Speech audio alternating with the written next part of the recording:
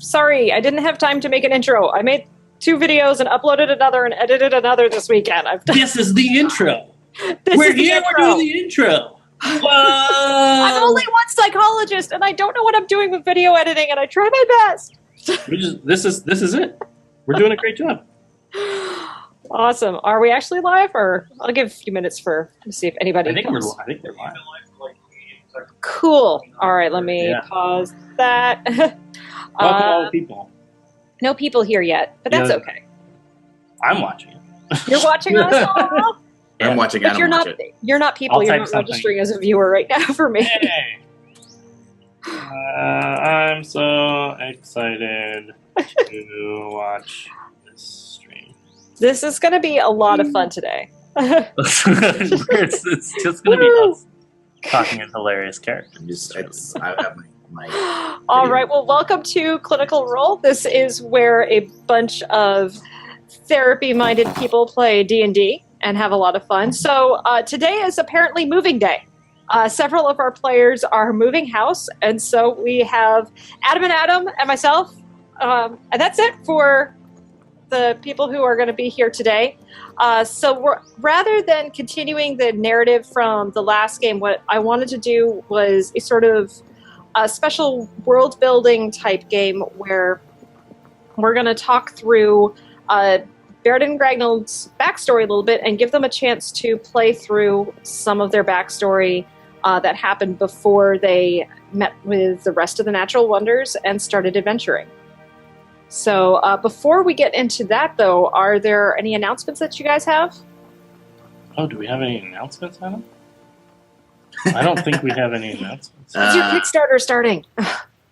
It's paused. It's paused. Paused? We're figuring that out. The future. It turns out running Kickstarter is really hard. Yeah. Yeah. There's lots of hoops to jump through, especially when you're doing something as cool as we're planning on doing. Yeah. But you can still join our newsletter, gametogrow.org/newsletter. We could describe Game to Grow, actually. It would be a really good idea. Game to Grow is an organization that's devoted to games of all kinds for therapeutic, educational, and community growth and change.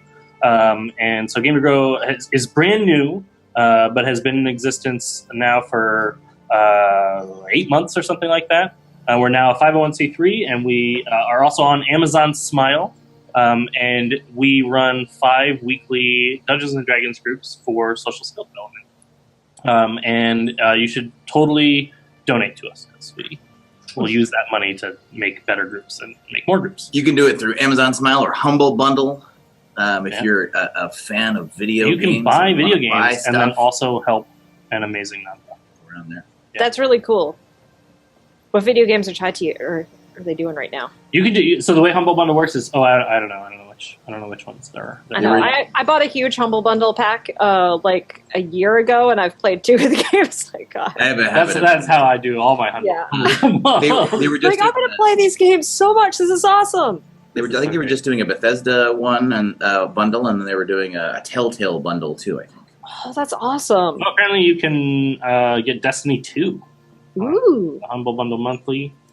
And so I could look at that and then never buy it. Yeah. Think how much you could own this game but not buy it. That's the problem with being a grown-up, though. You have so many games that you never play. That's being an adult, though. You have a lot of games, and you don't have time to play any of them. Listen, I'm not going to tell you that success as an adult is owning a lot of games. But I'm going to let you infer the truth of the matter, which is however many games you own. That's how successful you are. Awesome.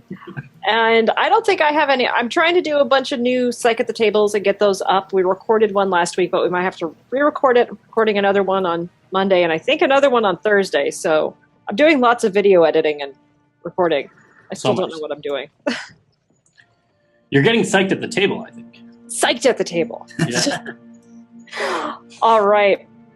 So, as always, all the lovely music that you hopefully can hear, because I turned it up a bit this week, comes from Tabletop Audio. They are a very cool company where they make long looping streams that you could play for your games. And they also let us use that audio here because I'm giving them credit, and well, that's how they work. They're awesome like that. Also, I'm Sven is managing our stream. He makes sure that all of our pictures are in the places that they need to be and doing that. So big, humongous thank you to him.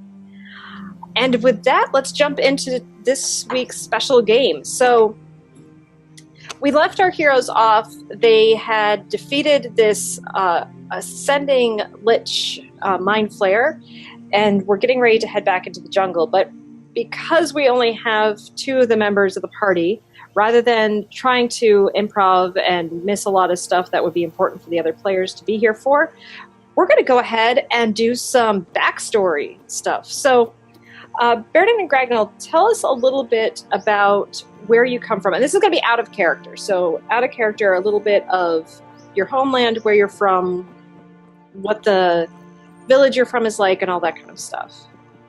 So I'm playing the character of Gragnold, and Gragnold is a dwarf barbarian from the Moonfang clan.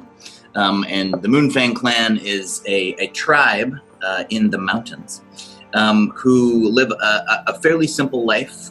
It's advanced enough that we have, I think of it almost like a version of the Amish, where we live in the mountains. We have basic needs. We have buildings. We're not a nomadic people.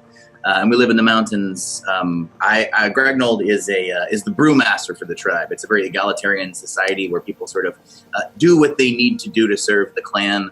They sort of take on a role after their rite of passage into adulthood. And Gragnold is sort of a mentor role for some of the younger members of the clan, and the brewmaster. He's the head brewmaster, right? Like he's the guy in charge. He knows all the good recipes. Yeah. How long has Gragnold been the brewmaster? About 20 years. Okay. How old is Gragnold? Old. I don't know. Very old. Dwarves Don't ask a lady their age. They live a long time yet. How dare you? I'm so sorry. Like, too old? How dare you? Young at heart. That's right. That's how Gragnold is. This is my hair's natural color. You can take my dice, okay? Take that dice, go. Sorry. Did Gragnold take over from the previous brewmaster? Yep. Radmik. Yeah. Cool. Ragmick? Brewmaster Radmik. Radnick. R-A-D-M as in Mary. I-C. Radmick. Not that Gragnold knows how to spell it. Yeah. Right. The entire tribe is illiterate. The entire tribe is pre-literate. Pre-literate. Yeah. They're very, everything is passed on via the oral tradition. So living up in the mountains, I imagine that's a pretty harsh living. So what kinds of food, like how would they get their food? Like how do they get their things, the crops in for brewing ale and things? There's a lot of foraging, hunting and gathering. But interestingly enough, in our tribe, women are the hunters. Ah. Or more traditionally, I guess, take on the role of hunters.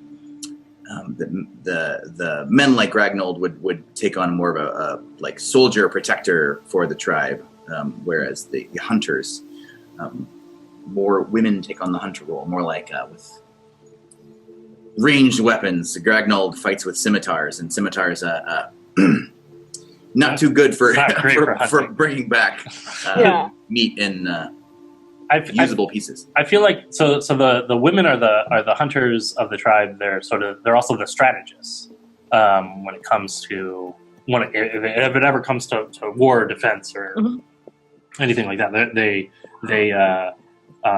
take on that role with the idea that they are really more skilled at that.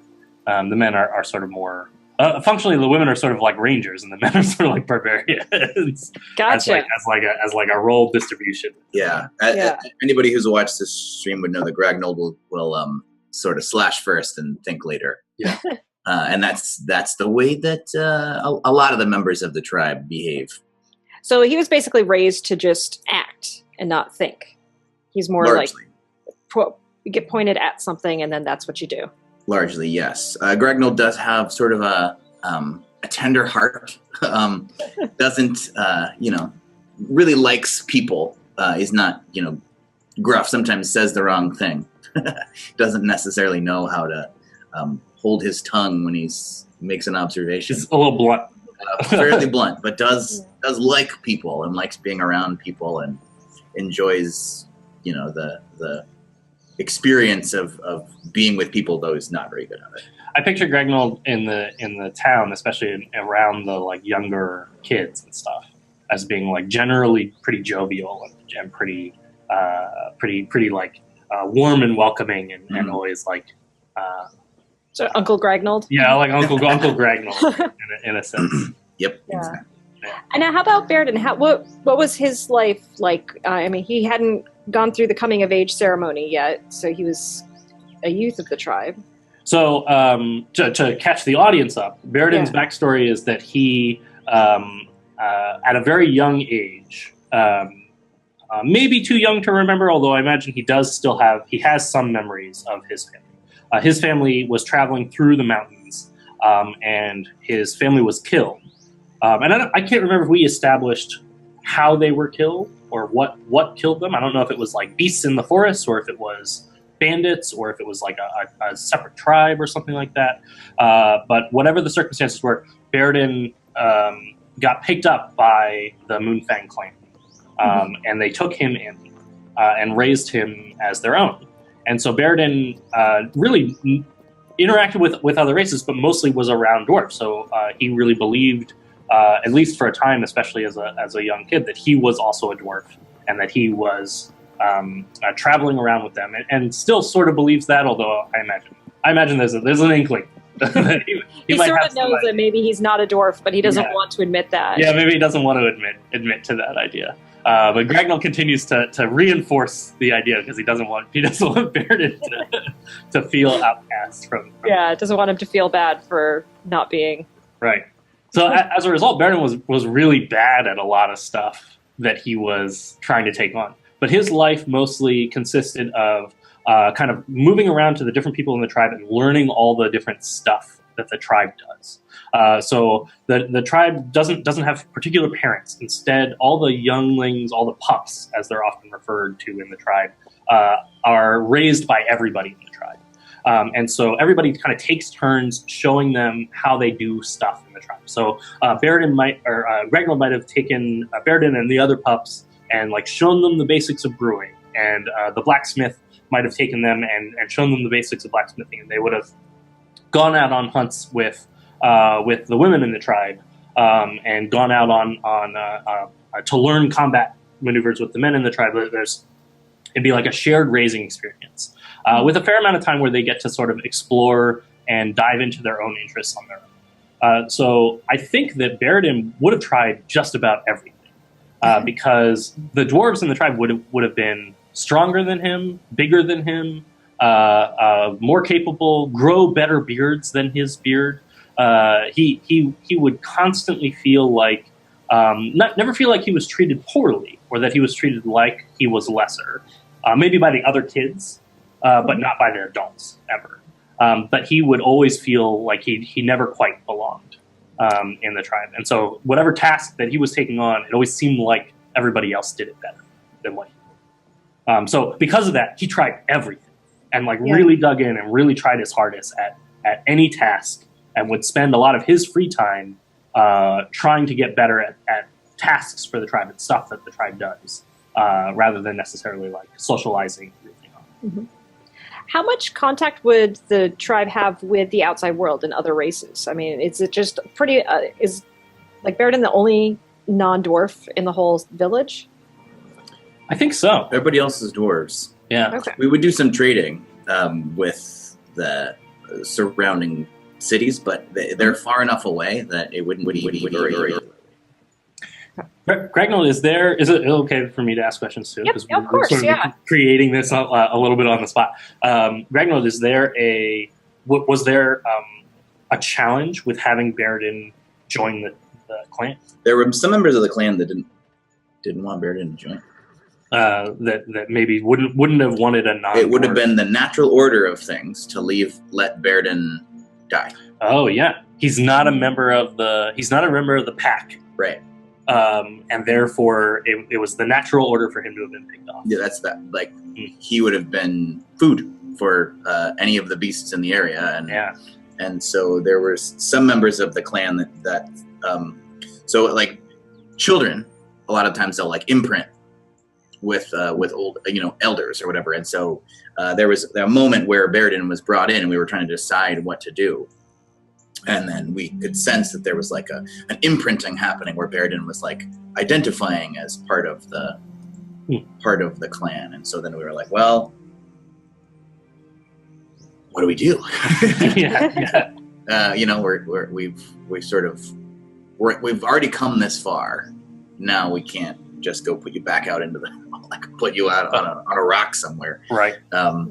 So then there was a desire. This was like sort of a transitional point for a lot of us, as far as like our being isolated and insulated, is like seeing that the pack was more than just family lineage, that we could sort of make our own pack.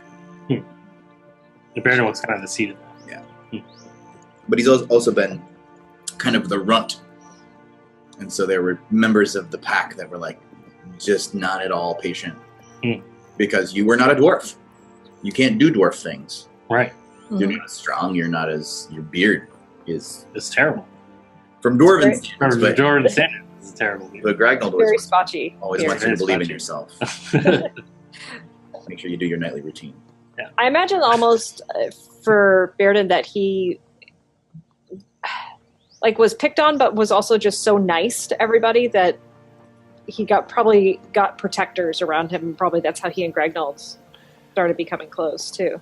I think that's probably true. He has always strived to be friendly and to be welcoming to others. Some of that maybe just be like a little bit of gnome nature is to be like friendly and welcoming. I also think that he learned at an early age to ignore when people were being unhappy with him. It's quite adaptive. It is because it's like a really adaptive from the psychologist's point of view. Yeah. It's like a very adaptive behavior to say like when somebody is being insulting to him or being mean to him, that he just assumes the best and tries to be friendly in response to that. And sometimes that's good and adaptive in bridging a gap.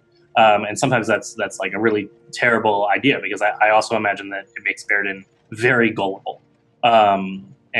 So later on in the campaigns, when he's out with the city or something, if somebody goes like, hey, little gnome guy, come over here. I've got some like really awesome stuff to show you. Baeridin would be like, yeah, that sounds great. Like awesome stuff.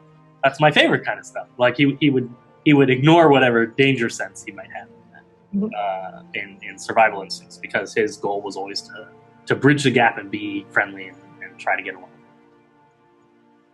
I imagine it's a small enough tribe too that he couldn't afford to like just be upset or be angry with somebody else. Yeah. You would see them all the time. How big was the village? Like, about how many people do you think lived there? You think like 100 people? A couple hundred at most, yeah. Yeah. That's what I was kind of picturing, is maybe right around 200. Yeah. At most. Okay. All right. Cool. What did you have in store for defenses? Was it a walled village or just kind of open? Coming up to this village, what would somebody see? I think it was pressed against the side of the mountain, and so the village was largely defended from the rear by the fact that there was just mountainous terrain there. It would have been hard to pass from that side, and then buried sort of in trees and forest within the mountainside. So a lot of the defenses of the village were the fact that it was incredibly hard to find. And because the beasts and animals of that area were dangerous, not only was it hard to find, it was dangerous to try to make your way there. But I suspect that most of the defenses of the village would have been like hidden in the landscape. Like there would have been the hunters of the tribe would have of the pack of the clan would have like set up perimeter sort of warning bells and things to track people coming into the village, so they would know very early on if somebody was making their way in without those people knowing that they were being detected. And being on the side of the mountain gives us a good view of who's coming. So it'd be like scouts and high ground patrols that would travel through, but not so much like a wall to keep people out. Cool. tell me a little bit about the religion of your people. So since this is something that you guys created. So the wolf, the Moonfang clan worships the wolf god or the wolf spirit. In the clan, the terms spirit or god are interchangeable. So Baerdin often uses the term wolf god, or he'll use wolf spirit, and those are interchangeable terms. The idea behind this clan, actually, would you speak to that? Sure. The sort of history of the clan? Yeah. So we think of dwarves as being largely like behind stone walls, very, very interested in stone, worshiping Baeridin, etc. Our clan was, like most dwarves, ancestrally worshippers of Baeridin, living in stone tunnels, all that good traditional dwarven stuff. Mm-hmm. And at some point, members of the clan became cursed with lycanthropy. Became werewolves, and then the rest of the clan, or the rest of the group of dwarves, kind of cast them out. So they left and became basically savages out in the middle of the mountainside, just roving around, being savage werewolves, Werewolf things, doing werewolf stuff, right? Fleas and they're hanging out, basket weaving, common werewolf, you name it, common werewolf stuff, werewolf stuff. Doing the wolf thing. And then the moment is sort of now been repeated so long in the oral tradition that it's become a moment of legend where some of our ancestors were visited by the wolf spirit, by the wolf god, and basically cured them of their lycanthropy. But in doing so, part of that pact is that we must protect our pack. That we have to keep some of the wolf traditions going, and some of that means staying connected to nature, thinking about the strength of the wolf and the strength of the pack in concert. That it's not about sort of a traditional dwarven perspective is perfection, and that self-perfection should come secondary to the pack's advancement. That we have to think about the advance of the pack, and sometimes that means that the weakest need the most support, whereas it may be simple to have to the victor go the spoils in a lot of traditional senses, but in our pack, the hunters eat last. From that idea, Adam, if somebody for some reason turns from the clan, would turn their back on the clan, would they become recursed as lycanthropes? Would that be? I don't know. It's never happened. It's never happened. But like theoretically, in the lore, in the tradition, part of the reason why nobody leaves the pack. Is there? Does it all? I imagine it also means that like the clan would be would really look down upon other like lycanthropes, because the whole sort of spirit of it is that they're true wolves, worshiping the wolf spirit and worshiping the wolf god, following the traditions of that. And lycanthropes are sort of like an abomination of that idea. And so I imagine that the Moonfang clan members would be maybe pitying, but certainly looking down upon anybody who was an actual lycanthrope, who is still definitely pity. I don't know if it would be scorn. Sure. But it would be like it's a tragedy. It's a tragedy. That curse. You haven't found your peace. That curse is bad. Yeah. It's a bad thing. It's bad. It's a bad curse. Yeah. It's bad. Well, and that also makes sense to, like, in the lore then, to why you're kind of isolationists. It's that you've spent so long being werewolves and needing to isolate that now that even you still feel that need to be up in the mountains, far away from people. Yeah. It's still a part of that tradition is to be away from others, and maybe also a part of like the wolf spirit's sort of commandments or whatever, which is like be a pack and be joined as a pack, but don't move too far away from nature and because it will take you away from the like savageness and close knitness of being a strong pack of wolves. And if we're going alignment, like it's also a very neutral religion. With very much. I think that's true. I think it's sort of a belief that there's a natural balance to things, mm-hmm. And so it would be fairly neutral. but with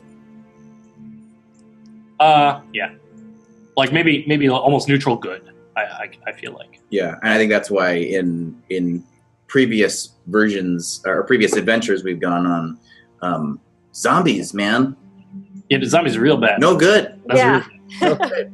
That is unnatural. Yeah. We gotta take their heads off. Doing a lot, battling with the undead. Yeah. Okay. So I think I've got enough now. Anything else that you guys are thinking of or you think would be important to know about the village that you came from or the life that you had?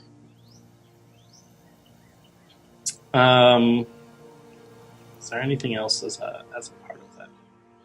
Did we talk about the coming of age thing?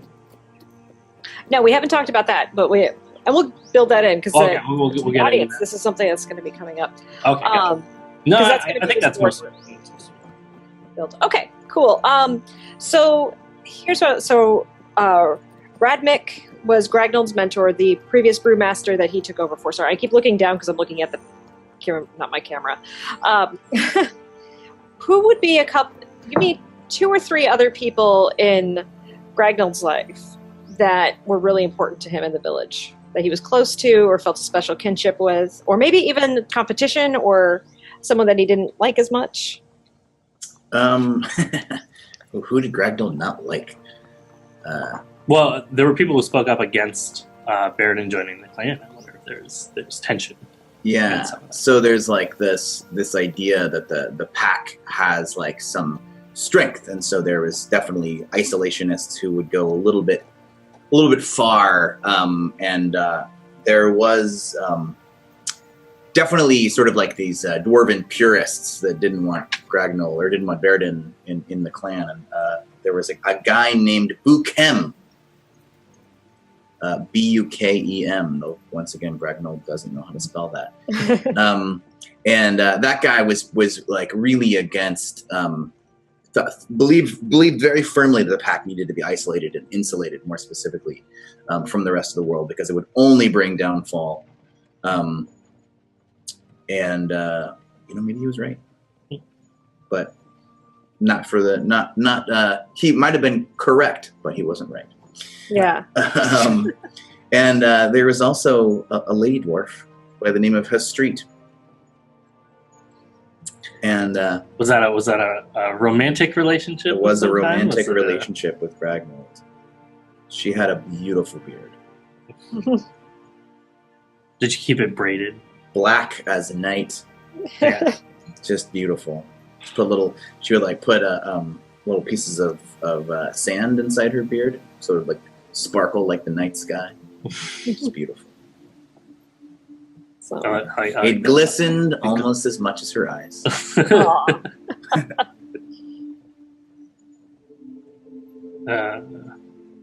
All right, and so same for Baerdin.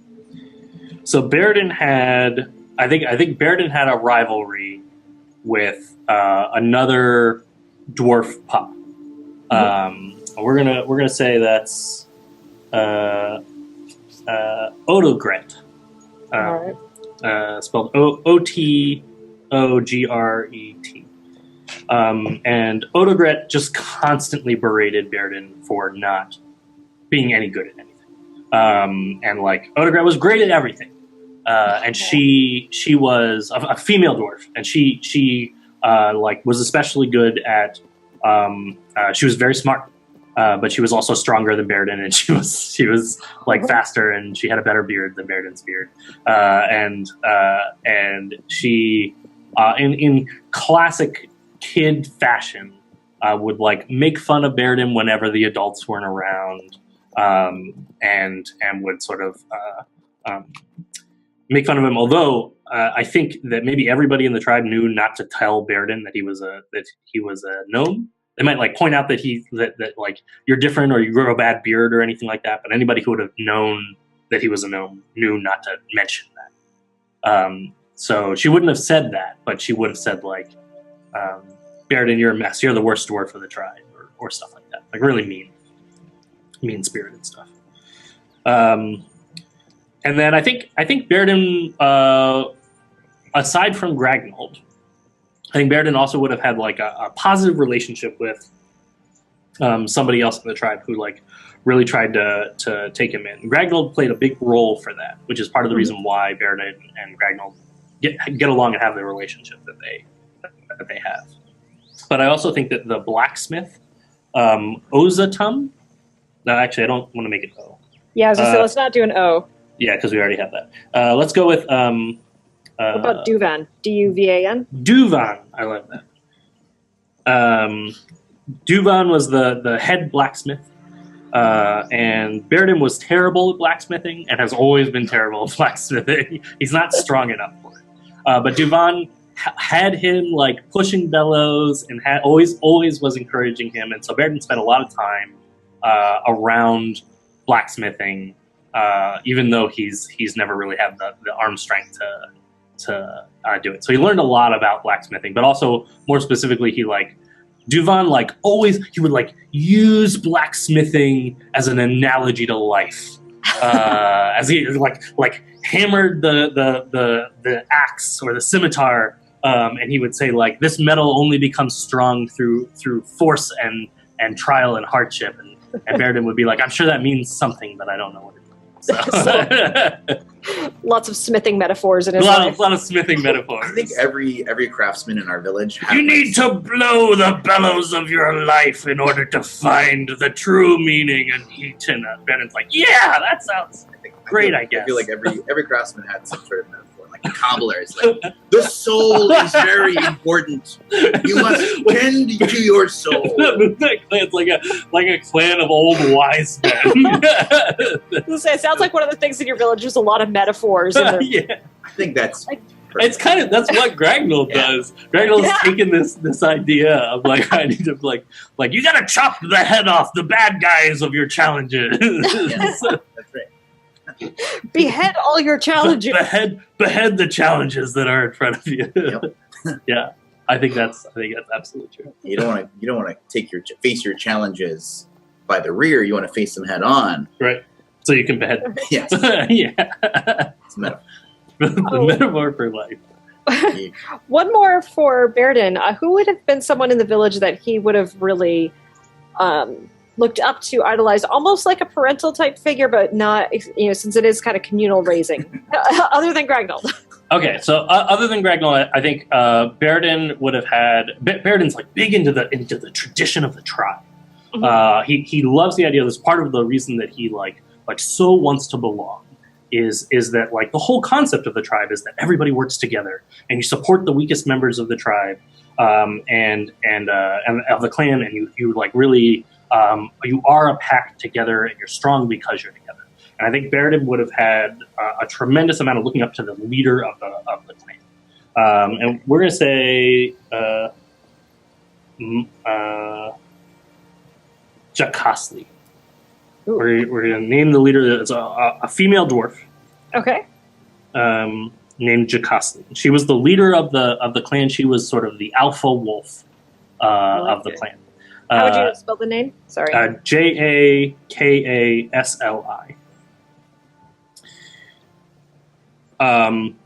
And she was busy a lot. Like Baeridin didn't really get like a lot of time to like go hang out with her, and she had to like maintain like an authority in a lot of cases around the clan. So she didn't necessarily get a lot of like one-on-one time hanging out with Baeridin like Duvan did. But Baeridin, I think, always looked up to Jakasli, and every order that she gave at like big clan meetings and speeches, Baeridin was always like paying really close attention and being really attentive to everything that she said for catches of wisdom or catches of moments where Baeridin could learn to be a better clan member and a better dwarf. Awesome. All right, I think I got enough to start this little backstory adventure. I hope this was helpful to our viewers to kind of see how you get storytelling and kind of coming up with different names and different questions and things can help flesh out a backstory.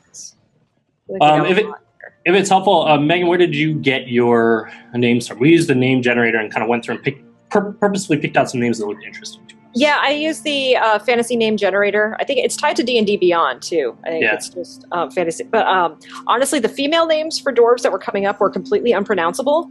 Yeah, we got a lot of those, too. So I started actually making, and I'm probably going to use this I might throw a few more NPCs into this backstory, but I started making the female names based off of ores and gems. So we had nice. That's great. Tremodite. Tremodite. Yeah, that's fun. I like that. Megan, can I step out for the restroom real quick? Yeah. Why don't we take 5 minutes? I'm going to pick some new music, set up a picture, and we'll dive into our role play. Dive into this role-playing story. I think this will be a lot of fun. We'll be so stick around. It's seriously going to be 5 minutes or less. Awesome. Adam and I are back. All right. We're ready to go live. I don't know. Still streaming live or? I think we're on a be right back. You're live now. We're live now. All right. We're back. These messages. So, welcome back. All right. I know you guys have been saying you can't really hear the music, but I have to turn it down. It's too loud for me. Can you hear it okay still? I can hear it a little bit. Yep, a little bit. Yeah. Okay. All right. I'm sorry. It's very loud. I don't know why it's so loud. But quiet for everybody else. Thanks for the compliment too, Moonshade. That's yeah. This was a fun backstory to come up with. Yeah. I'm looking forward to this. All right, so come to, and I forgot to ask one really important question. Just what's the name of the village? Oh yeah, do we have a name of the village? I don't think there's a name for it. Let's come up with a name together. Do we have people in the stream? In chat? There's a delay on that. There's a delay. There's a small delay. Yeah. Megan, give us a letter. Well, I mean, how creative with naming would you guys be? Would it just be maybe the Moonfang Village, or? I don't know. Megan, give us a letter. We're gonna find out. We're gonna find out. Well, I mean, we're in the M's category, and my name starts with M, so. M it is. So, Adam, give me a letter. O. I'm gonna say A. Now, Megan, give me another letter. Another letter. Let's go with N. A. I'm going to say T. Megan, give me one more letter of L. A vowel E. Monate? Monate. Monate? Monate Village. Monate. I imagine it's named after the original alpha wolf when the village that would make sense. So when they stopped being nomadic and they actually settled in this place, and then they named it after the leader that they had at the time. It became Monate Village. Monate, love it. Yeah, very cool. All right, so Adam and I call that Ouijaing. I like it. I got to start too. I'm trying to do that a little bit more with the groups I run. But anyway, so it is in Monate Village. The spring has finally come. The winter was hard, being so high in the mountains. The snows were ever present. The always fearful of having enough stores of food and wood to last through the winter. Watching out for illness, always keeping vigilant. But now at last, the spring rains have come, the snows receded, new plant life has begun, and it's the night of celebration, for as soon as dawn comes, the pups are to go out for their year-long trial to see if they can survive. Of course, the day previous, the pups from last year have come back and are now being inducted as full adult members of the Moonfang clan. And so part of the celebration is one of welcoming in the new adults, taking some moments to remember those who are not strong enough to survive. While we don't spend a lot of time worrying about the weak, as it was the will of the wolf that the strong survive, we do honor them and remember that they were once part of the tribe. And the young ones are running around trying to glean whatever wisdom they can from those who have survived before. So during this time, as the brewmaster for the village, Gragnold is standing back. Would he be actually also serving and acting as like a barman, or is he more just kind of overseeing? I love that. A little bit of both. I love that he like has a bar that he's has a rag. He serves with a giant ladle. it's like a very pulls it from the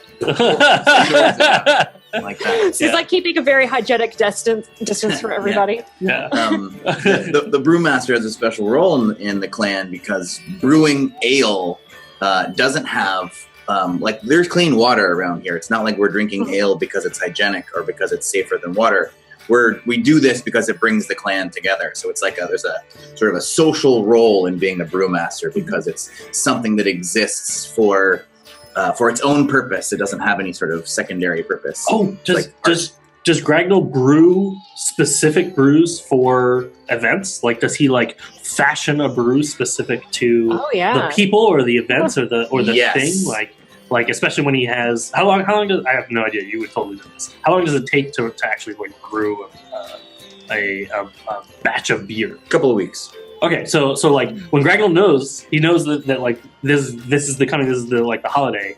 Has he brewed this beer, this ale, specifically for the people coming back and the people leaving, like as a transitional brew? Absolutely. Yeah, that's great. Yeah. That's so good.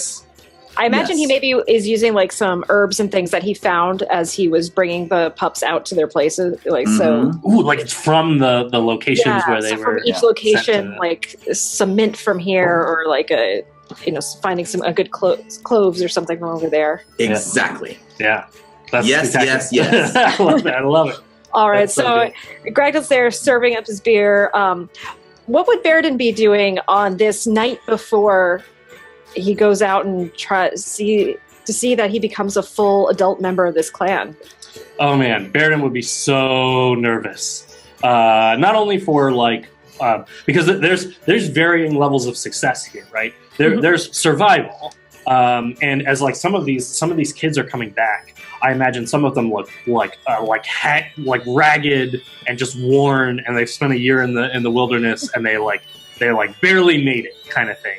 And then other ones are coming back, and they like look strong, and their beards are luscious, and they are wearing the animals' pelts of the animals that they killed while they were in the forest. And like some of them are coming back clearly more victorious than other ones. And of course, some of them didn't come back at all.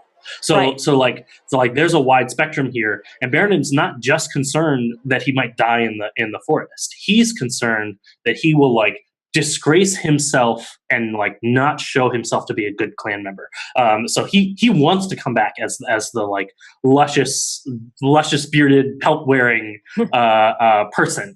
But he's been terrible at everything. So he's like studying up.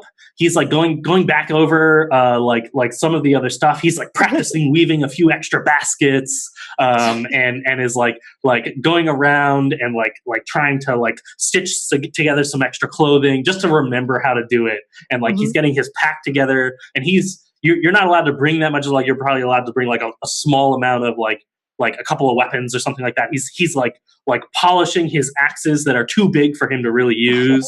But he's going to bring them because he knows that like he's got to keep a good axe with him. That's like really necessary. And so he's like very, very carefully picking out all this up, kind of going over it again and again, making sure that it's all really good. But he's also he's watching everybody who's coming back from their trials, and he just looks upon them with tremendous adoration. And tremendous like appreciation. Like, man, that's gonna be me a year from now. That'll be me coming back, like, and I'll have my great big beard, and I'll be taller, and and it's gonna be great. So he's like nervous, but also like a little bit of maybe excitement. Okay, so kind of that trepidation, like just ready to go. Yeah. Okay, and for the sake of things here, Baeridin, right now you are level 1, and Gragnold, you are level 2. Okay, yeah, that makes sense. He'd be older, of course. Oh, he's older. Yeah, that's right. All right, so Baeridin, as you're sitting there, kind of sharpening and polishing your weapon, you actually don't hear him come up as you feel this hand kind of collapsing on his shoulder. Son, that's about as polished as it's going to be. You're ready. Baeridin sort of stops and he puts it down, and he goes, but how do you know? Sometimes you could polish a weapon too much to the point where the sharpness wears away and it becomes dull. You can't over-prepare a weapon. It has to be just right. I'm assuming this is Duvan. Yes. And Baeridin, the metaphor goes right over his head. And he goes, I hope I haven't polished it too much. Duvan, does it look okay? Oh, we got to pause for 1 second. We're dropping frames, apparently. So. Yeah, frame. You just know when it's ready, son. It's not a matter of polishing it till you can see yourself in it. Dull weapons kill just as good as shiny ones. Then there's things you can do better with your time than shining that axe. Oh, like I should be polishing. Clan can't grow exponentially. It can't grow that much. Yeah. Maybe like 150 people or something. 150. So maybe like it's probably not more than 10 most times. Yeah, I would say. It's a little like between 5 and maybe 5 and 15 in this case. This year was 12. This year was 12. Yeah. 12. Okay. Well, and that also, I imagine, isn't necessarily a thing of at a certain age. It's more of a when you hit this age range at some point in here, you decide that you're ready for this. Yeah, I almost feel like it's like a level of preparedness. Like somebody has to tell you that you're ready to go on the on the thing. Okay, go throw your wrappers away, Yeah. honey. Can you close the door, please? All right. Like maybe a master or an elder has to like confirm that you're ready to go. So it's really not. It's not so much like your year age as much as it is like your maturity or your. Yeah. That makes sense. We have 0 viewers right now. I don't know, like, if we still need to refresh or what's going on. We're live. Mine says 5. Oh, here we go. There's 5 people. Okay, we're back. All right. So, Technical difficulties. Whoa. all right. Duvan's been trying to coach Baerdin and talk him into just kind of calming down and going out. Look, son, go enjoy an ale. You wouldn't have been approved for the trials this year if you weren't ready.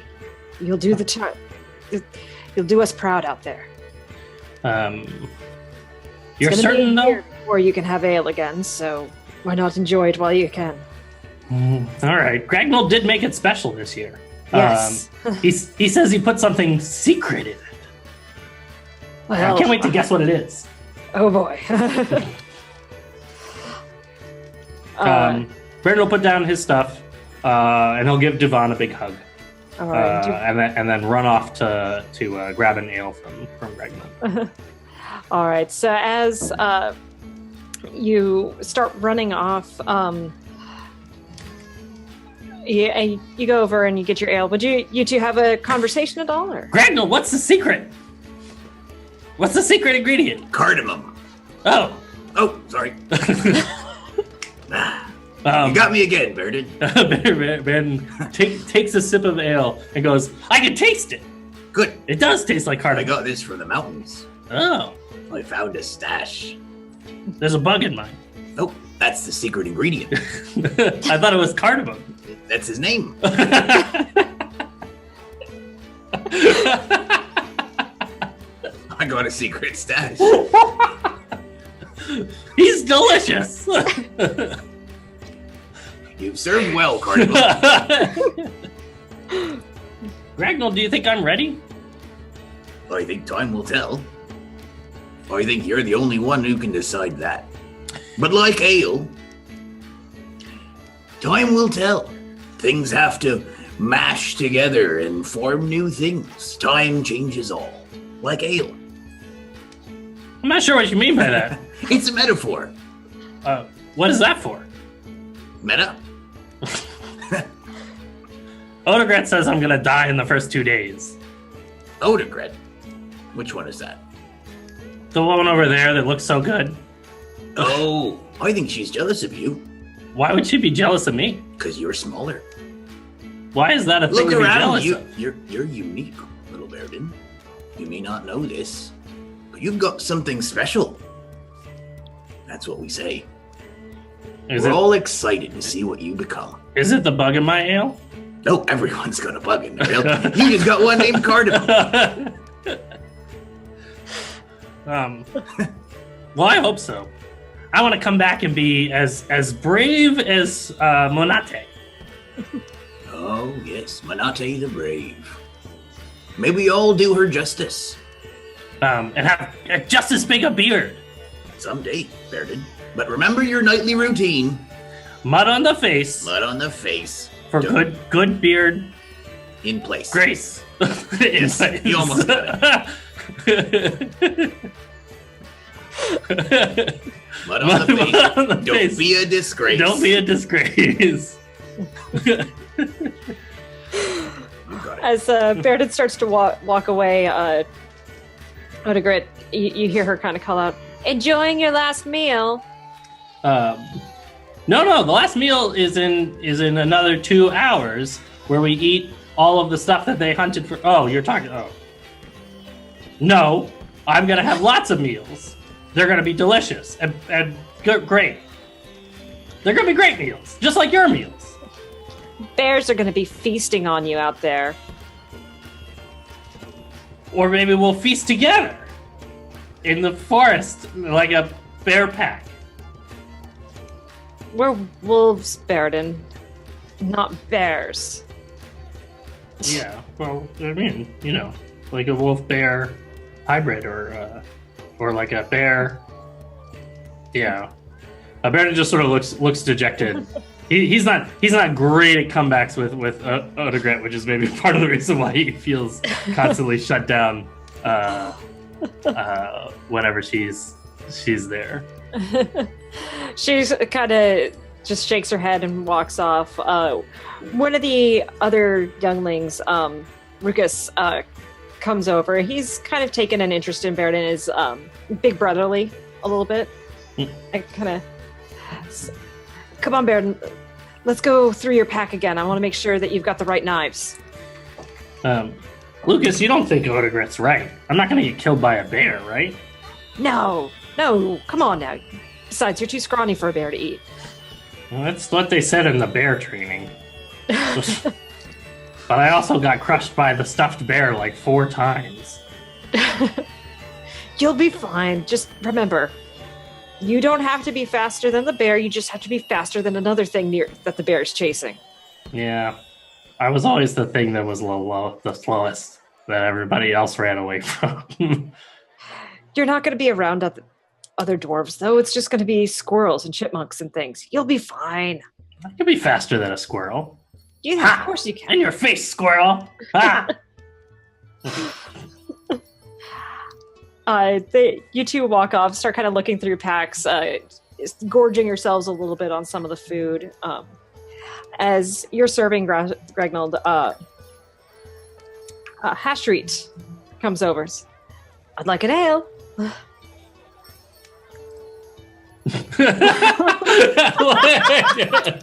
Oh, yes, sorry. There you are. So, what do you think of the ones that made it back? I think it's great. I think it's fantastic. I'm very happy. Street, have you done something new with your beard?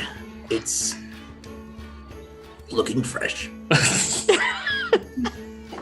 Just give it a general charisma check. I don't know what my modifier is. I don't know my character sheet up. So it'd just be... I got a 15 on that. So I don't think either of you took ASIs when you leveled up, right? At 4? Because you both did feats, if I'm remembering That is correctly. correct. I have charisma -1, so I have a 14. 14. All right. She kind of smiles. Just like, washed it today, put some new sand in it.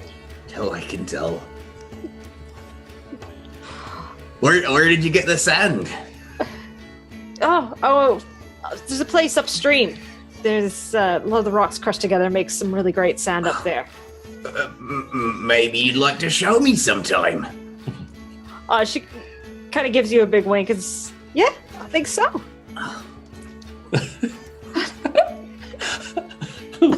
That sounds great. Would you like some ale? Oh, you already have some ale. I'm sorry. Just gave me one. Forgotten. I've just given you one. Yes, sorry. Well, you have a good night then. All right. You two. Bye, Street. Bye.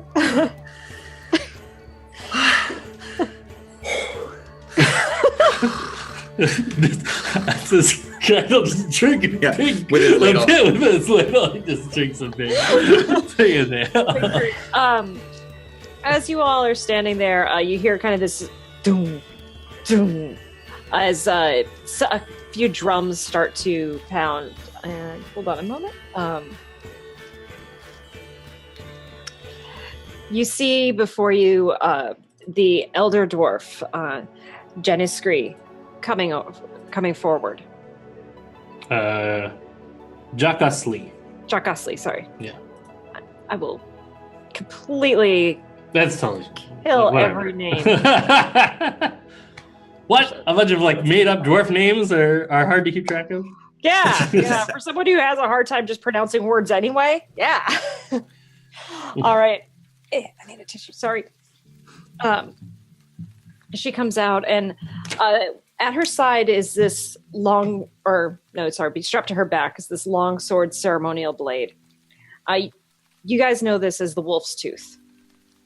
And as she comes forward, she pulls this blade out, and it's one you guys have seen this every year when you send the pups out to mature and to take on this ceremony, but it's always something to behold.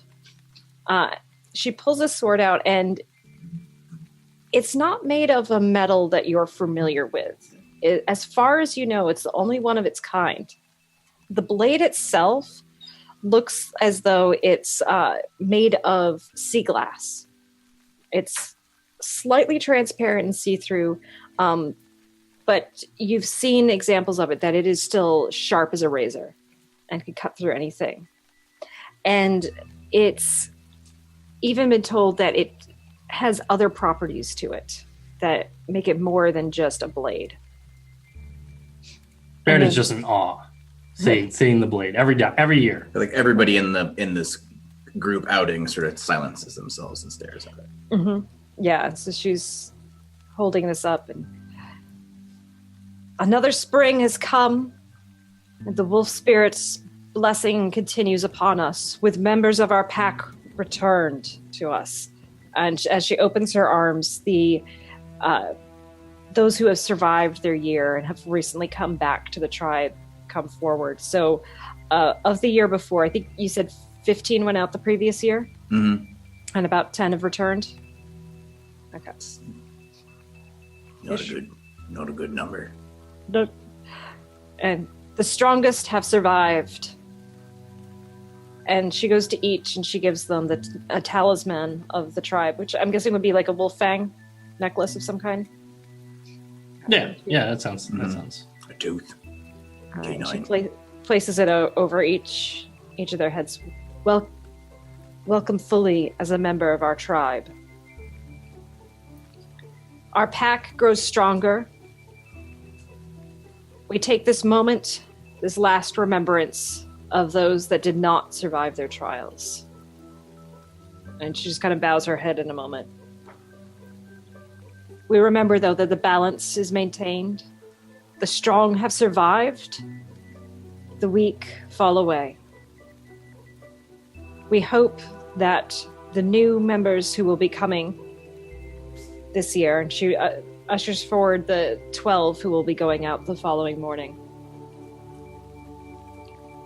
All of you have proven yourselves ready for the trial, ready to be a part of our tribe, ready to join the herd.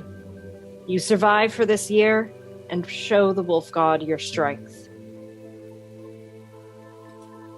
We feast and celebrate and welcome our new members tonight, and come dawn, the pups go out to become wolves. And she kind of holds up the sword and is like, the blessings be on you, before she sheaths it again on her back. And after that, Many drinks. the music starts to pick up again. There's a few people playing, but everything's kind of quieted down at this point with the reminders of those that have been lost. People start sitting around, drinking ales, telling stories of those who are passed on. As the tradition would be in your tribe, that this is the one night you can really remember those who were too weak to join. For the rest of the year, it's going to be mostly almost not as though they didn't exist, but because they weren't strong enough, it's almost in a way shameful to talk about those who didn't survive those trials. But this is the one night where you could talk about them and you can remember without shame. And so there's a lot of talking, different stories being swapped back and forth, reminders of what wild berries and what things can be eaten, what should be avoided. Would there be anything else the two of you would do on this night?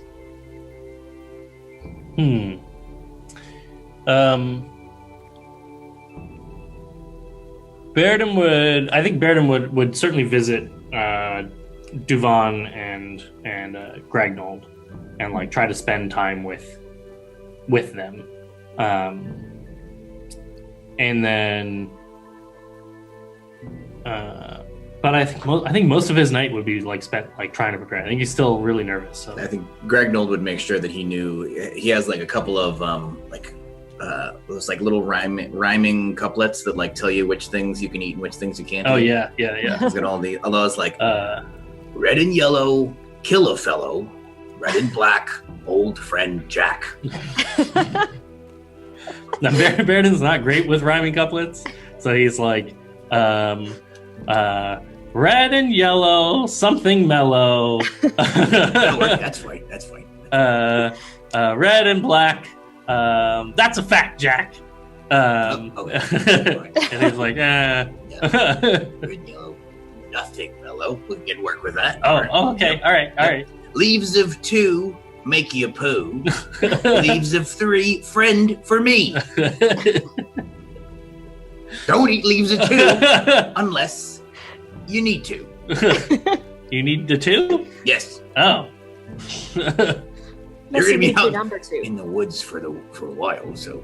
Baeridin's like, but like, don't most plants have more than 2 leaves?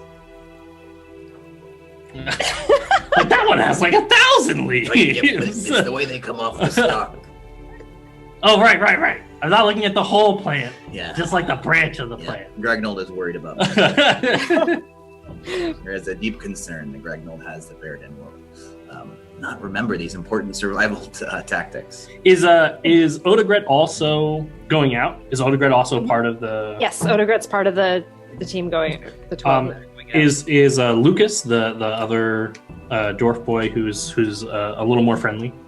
Yes, yeah, Rukus, R-U-K-S. Rukus. Yes. Yeah, he's another year mate. So this would be like they're all kind of within the same cohort yes, or whatever. The cohort, which cool. I assume like we might call it almost not a litter, but some.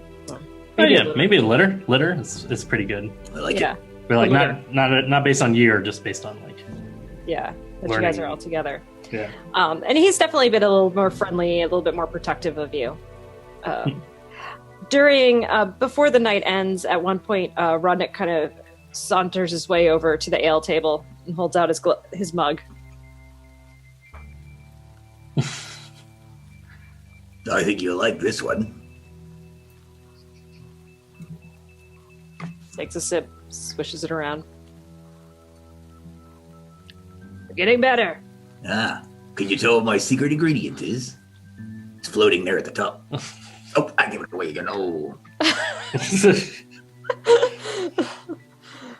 Kind of pulls the bug out. His name's Parsley. Tart. It's got a nice earthy flavor. He kind of nods and starts to. Rodnick's definitely towards the end of his life. All his joints are very swollen with arthritis. He's kind of walking a little hunched. He's definitely fought in many battles, but the years have not been very kind to him. So it's kind of hard for him to move about. Gragnold kind of helps him walk along. tips his mug up a little bit. Here you go. Bottoms up. He definitely does a thing of like, don't help me, but also is. But I understand. It's sort of that thing of like he's grateful for the help, but he has to put up the protest of like, no, I'm still a strong, good warrior kind of thing. You have to protest 3 times.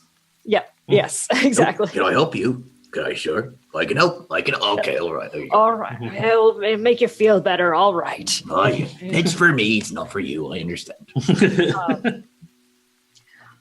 And as you help him back to his seat, to his table, he kind of pulls on. He said, "You're bringing the pups out tomorrow, right?" I am. I was disappointed. Only 10 came back this year. I'm not sure what we did wrong. I think we could have done better this year. The winter was especially harsh. I don't know if you've noticed, the past few years have been a lot harsher on the pups. I know, and we haven't done our part to protect them. No. We have to prepare the pups better, I think, but this year's group I feel good about, but that one, he points over towards Baerdin. Make sure he's somewhere safe. Don't put him near any of the Baerdins or that wearing of those or whatever those nasty creatures are with all the teeth. Baeridin's currently sharpening a knife, but he's holding it by the blade part of the knife while he's trying to sharpen it. He's like scrubbing it, but with the sharpening stuff. I know, Redneck. I'm feeling a little worried about that one, but something tells me he's going to be okay. He made it into the pack to begin with. There's something special about that one. There is something special. I don't know. He kind of looks up at the moon, and you guys have this celebration. Would this be before would the first night that the pups be out be a full moon or a new moon? This is when the full moon crests the top of the mountain. Okay. And so you would have had the speech welcoming everybody back as midnight came, as the moon crested the mountain, as started. I also imagine that's how all of the pups who go out for the year know to come back on this day, because they can track the moon, and they know to come back on the day when the moon would crest the top of the mountain. Mm-hmm. Yeah. I don't hold much stock in these things, but there was a vision of a wolf, and it was walking alongside that one. Again, pointing off towards Baeridin. He's supposed to be here. I want him to survive. It seems our tribe's survival might depend on his survival. Or I shouldn't have been trying to brew my own ale again. I'm not sure which, but...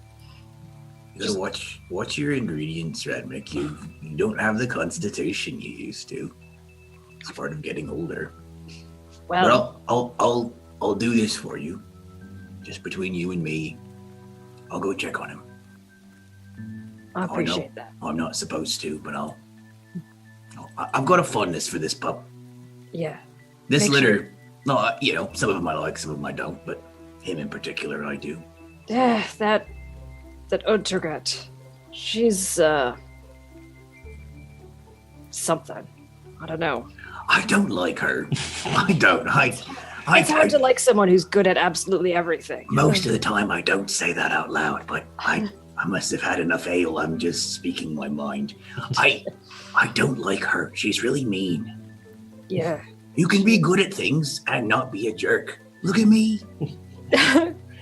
Fair point. Good at most things. Well,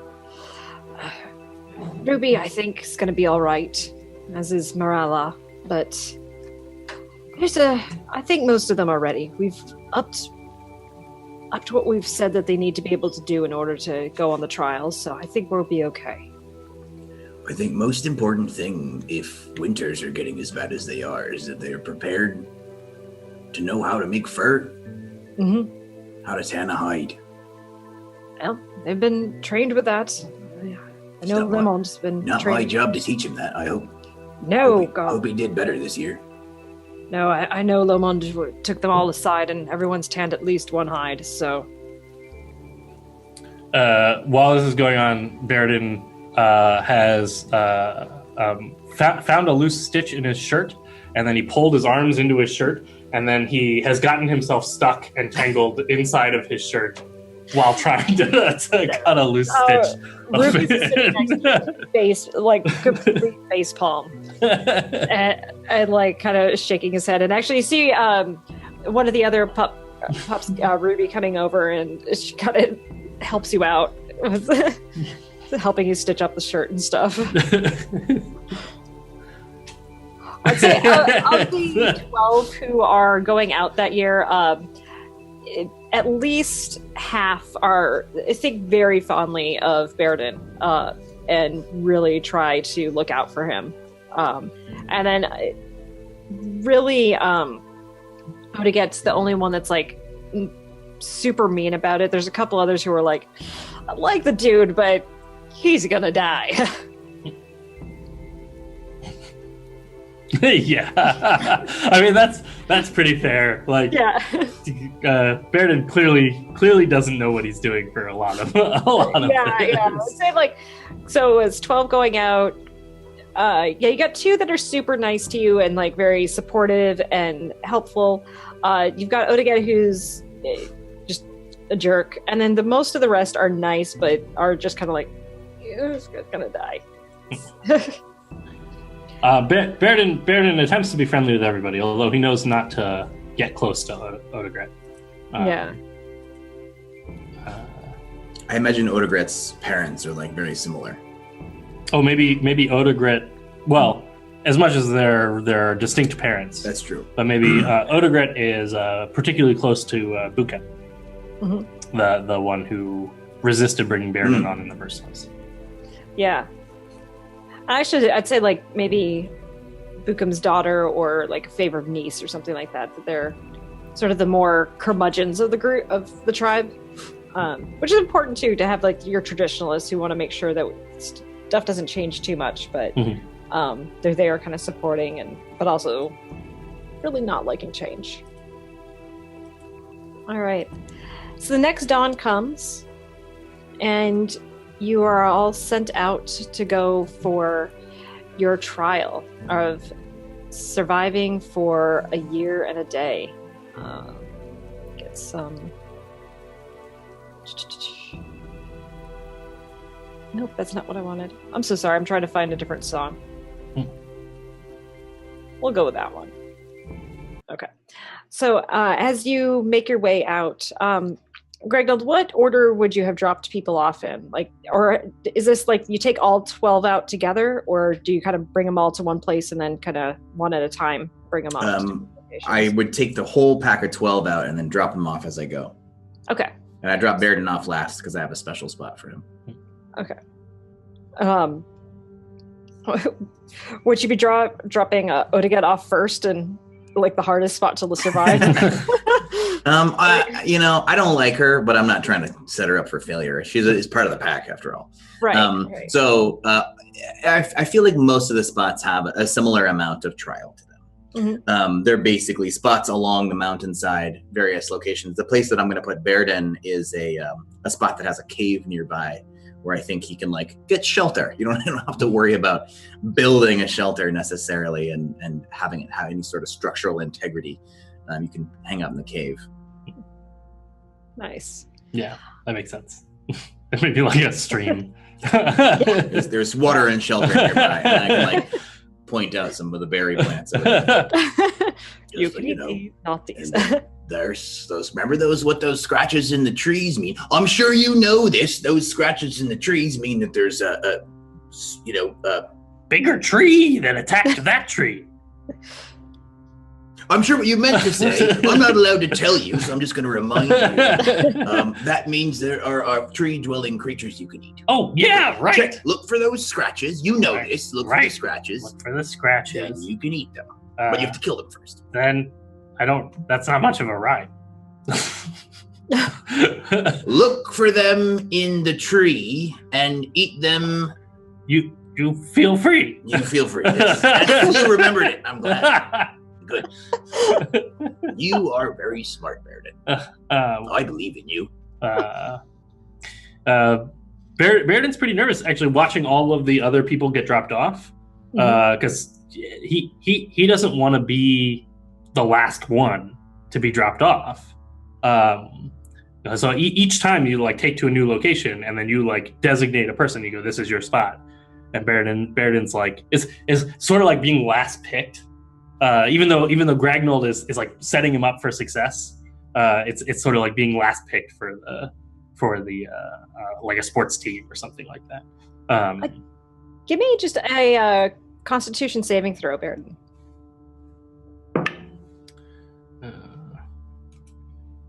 And we're just doing the same stat blocks, right? Yeah, because I don't think you guys have upped anything. So the only thing I don't think it would have. Proficiency. 11. 11. Okay. As you're about halfway through and you still haven't gotten to get dropped off and the nerves are starting to get at you, your stomach's starting to feel really queasy, and you still have a couple of your friends near you. At this point, Odeget has been dropped off to her location, and you're starting to feel really scared. You're starting to have some doubts. Baeridin's been like keeping his hands on his axe, like reminding he keeps like reaching around to all of his stuff to make sure he like still has everything, like trying to come up with an excuse for why he needs to go back or why he needs to bail, but he's not speaking up about it. He's just like trying to figure out maybe there's something significant he can come up with for a reason why he can't go. As you're doing all this, you feel a hand on your shoulder, and you look over at Ruby, who she's a shorter for a dwarf as well, and she was named such because she does have red hair and a red beard. It just kind of gives you this encouraging. She doesn't say anything. She just kind of gives a smile to you. It's helpful. It's also like Ruby's still in the pack or whatever, yep. And Baeridin just says like, "You're gonna do great, Ruby. So are you. Kill a bear for me, okay? You've got to kill one too. Well, maybe a small one." Well, you guys continue on. It's probably afternoon at this point now. The Crozad was the second to last one to get dropped off. And you bring Baeridin. So describe the place that you bring Baeridin to, Gragnold. It's sort of an alcove sort of area between two mountains, and there's a sort of a cave in the back end of it. So it's a place where you could definitely see if anything was coming, and then you could always retreat into the cave as well. So it's sort of a smaller version of what our tribe area looks like, in that it's got a lot of natural protection in there. You don't have to worry too much about anything coming from behind you or to the side. So it's a nice spot where you can probably protect yourself by building some very basic sort of defenses, and it's a spot that I've had my eye on this spot for a while, and recently decided it would be the perfect spot for Baeridin. Would Baeridin know that Gragnold's picking kind of an easy spot for him? Would he be able to make a survival check?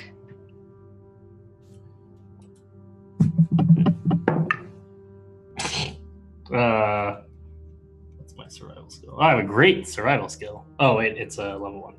Yeah, level 1. So the proficiency bonus is only +2. So I rolled a 4. So it's a 9. 9. Total. Yeah. All right. It definitely is a little different from the other spots that the other kids have been dropped off, or cubs have been dropped off at. But it doesn't. Most of the places that they're dropped off at, there's a source of fresh water that's almost always there, and there's definitely there's definitely a place where would make the most sense to make your home, like where you would stay. So like a clearing or clearing, like an overhang or something. Yeah, some big trees, right. Fissures in a rock wall that could be a cave of some kind. So it's not that unusual. To you, it doesn't look all that different. Cool. So Baeridin sort of looks over the whole thing, and then he goes, "You'll make a special brew for me when I get back, Gragnold?" I will. Okay. Well, how are you feeling, Baerdin? I think I'm going to throw up. That's natural. Oh, okay. Should I go ahead and do that then? Don't do it here. Oh. This is where you're going to camp. Oh, right. Don't throw up in your camp unless you want to have feet damp. You remembered it. Nice work, Baerdin. I'm proud of you. Baeridin, like, really nervously looks around, and then he's not supposed to. When the pups get dropped off, they're supposed to like stand tall and stand proud, and like give a nod, and then walk off and start making their camp or whatever. But Baeridin's going to drop his stuff and give Gragnold a great big hug, and then is going to like step back nervously and wander off to. Gragnold's going to reach into his pocket and pull out a dried seed pod, which he keeps in his pocket, sort of just as like a totem. And he's going to go give it to Baerdin. Baerdin knows it's forbidden to give anything, but Baeridin is totally going to take it, and he's going to tuck it into like a inside pocket of his shirt. And the seed pod has no use. It's just a totem. It's just a reminder. Yeah. It's just like a metaphor. Yeah. Of all the little peas in a pod. And Baerdin kind of sheds a tear, but he wipes it away, and he stands tall just like all the other dwarves do. And he goes, a year and a day. A year and a day. And then Gragnold walks to the edge of the clearing where he's obscured from sight and just kind of watches Baerdin for a little while to see what he does. What does Baerdin do? So Baerdin has a pack that has like a very limited set of stuff. He's limited on what he's allowed to bring with him. So he has an axe that's like would be like a hatchet, except it's a little too big for him. And then he has a knife that he has along with him. And then he had like some choices of some things that he could bring with him. So he does have like a little bit of jerky to make it through like the first couple of nights without having to hunt.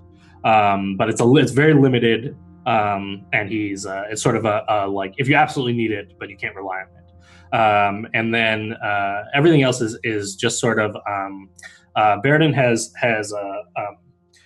done some drawings of like plants that he should avoid, because he's always getting that mixed up. And so he's like going around and he's checking all the plants in the area against his drawing. He has to like hold up. He doesn't have a great memory for it, so he holds up the drawing and he has to like turn it to check it against the plants. But he goes around and he like checks all the plants against some of his drawings.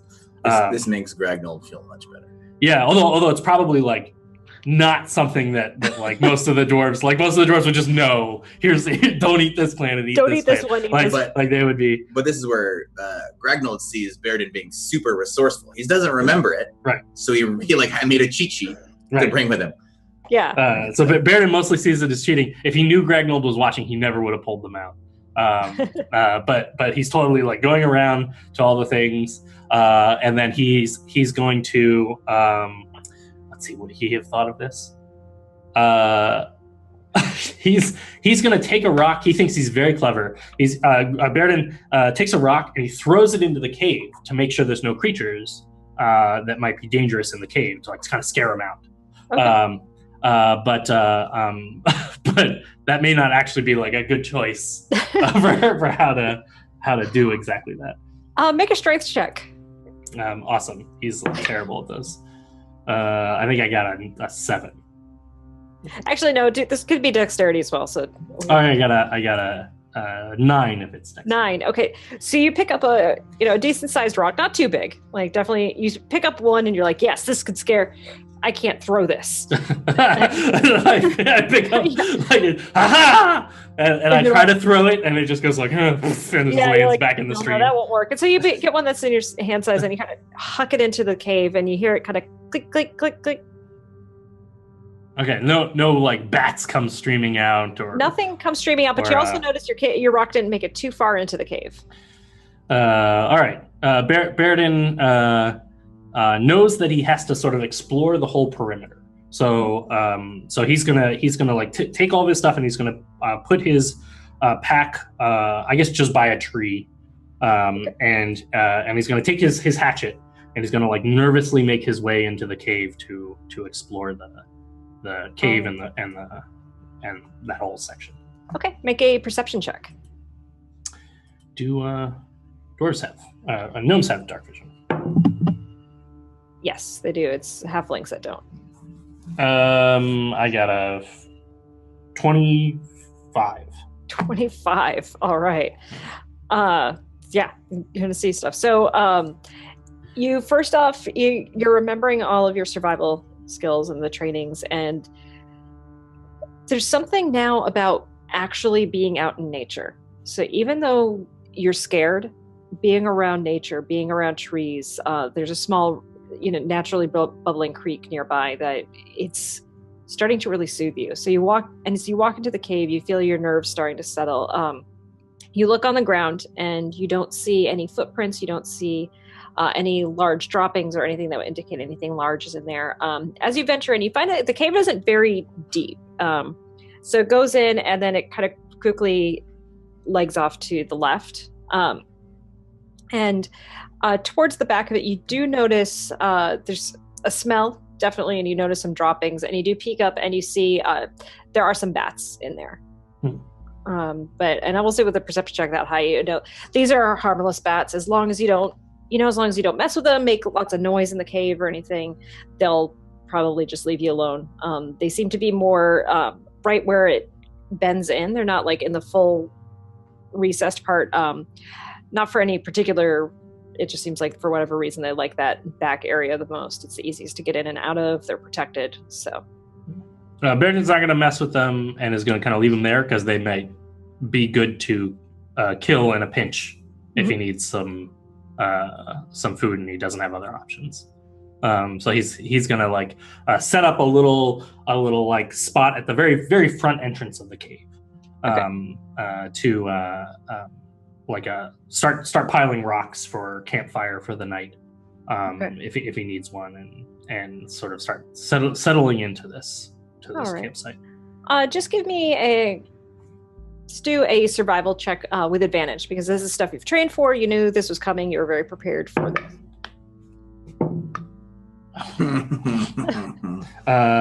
15. Good thing you had advantage. Yeah, it's a good thing I rolled a 1. 15. So, without too much difficulty, it's like as soon as it's one of those things that with anxiety, as soon as you actually start doing the thing, it's like it all goes away. I can get into the routine of the stuff that I've done. Yeah, before. You've done this before. Yeah. You've gathered the rocks to make the fire pit. You've done, you're remembering to dig things out so you don't start a grass fire. You're starting to go and find some fallen logs. And Greg, I don't know how long you'd be watching him, but you see him kind of go into the cave, nervously come out, and then start doing his thing. Back off. All right, and so you make your way back to the village. So who wants to go first? We're going to cover about a week of time where you two are going to be apart. Let's do Gragnold first, since I was just doing all this. Well, actually, if Adam goes first, I can go to the bathroom. Oh, okay. All right, sure. All Be right. right back. Go for it. So, Baerdin, that first night, it's not exactly pleasant. It's early spring, so it's still really bloody cold at night. You did manage to find some logs and wood for a small fire. How would Baerdin just be okay with starting a fire? Would he be worried about what it might attract, or what would his thoughts be on that? I think he'd be pretty worried about, especially like too much light and too much smoke, and what that might attract. So he would do a pretty small fire, and as much as possible would try to find really dry wood and really dry stuff to make the fire with, so it would make as little smoke as possible. Okay. I imagine there's really dangerous stuff in these woods, more than just like bears and cougars and like mountainous normal creatures. There's also like the fantasy magical creatures that can be quite very dangerous. Owl bears and owl bears, orcs are in the area. You guys also know somewhere not close but also not far from your village, there is some sort of portal or entrance into the Underdark. Right. Okay. And so you have seen creatures. There are creatures from the Underdark that have been spotted before, not commonly, but enough that there's illustrations and things to show you what they are. So, would he have moved back into like that little kind of back section of the cave, or would he stay at the mouth of the cave?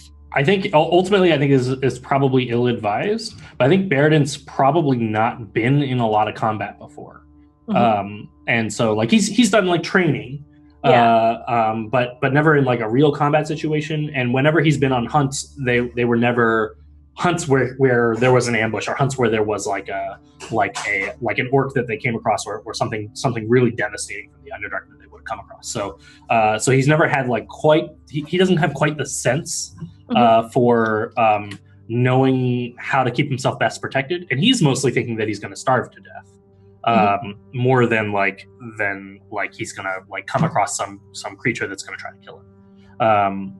And so he's more worried about disturbing the bats than he is about attracting someone. He's trying to keep the fire small and stuff like that, but he doesn't want to go too deep into the cave because he's worried the fire will disturb the bats and they'll leave, and then he won't have this like emergency possibility for food or whatever. Yeah. Okay. So he does it kind of more towards the entrance of the cave, which might be a poor choice. Gotcha. Okay. So you dig out like a small little hole, because where you were the last to get dropped off, it was probably like mid-ish afternoon when you got dropped off. So you didn't actually have all that much time to do a lot of hunting and gathering or anything. You were able to find some good dryish wood, but it's still early spring. So a lot of stuff has been covered in snow and the spring rains and things like that. So it's drier, but it's not necessarily dry. You make your way back. You have, you start a small fire just to kind of for a little bit of warmth. You would know the trick too of you would have some of the river rocks that you found that you would keep down near the coals, and you have like some thick glove mittens that you can pull them out with and use to just kind of sit by and keep your body warm. Eventually, when dark comes, the bats fly out to go hunting for the night. It's a fairly quiet night. Your fire doesn't seem to attract any attention. As the moon comes up, it's not going to crest the mountain exactly right now, because that happened last night, but in the mostly full light of it, you feel a particular connection with the wolf god. In that moment, like you're feeling more connected than you have before. What would he do with that feeling?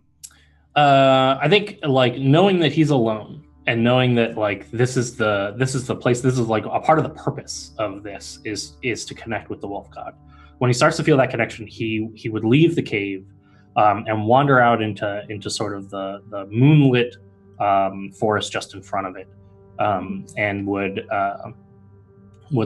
take a moment and sort of stare up at the moon and sort of try to take in the connection with the wolf spirit, with the wolf god.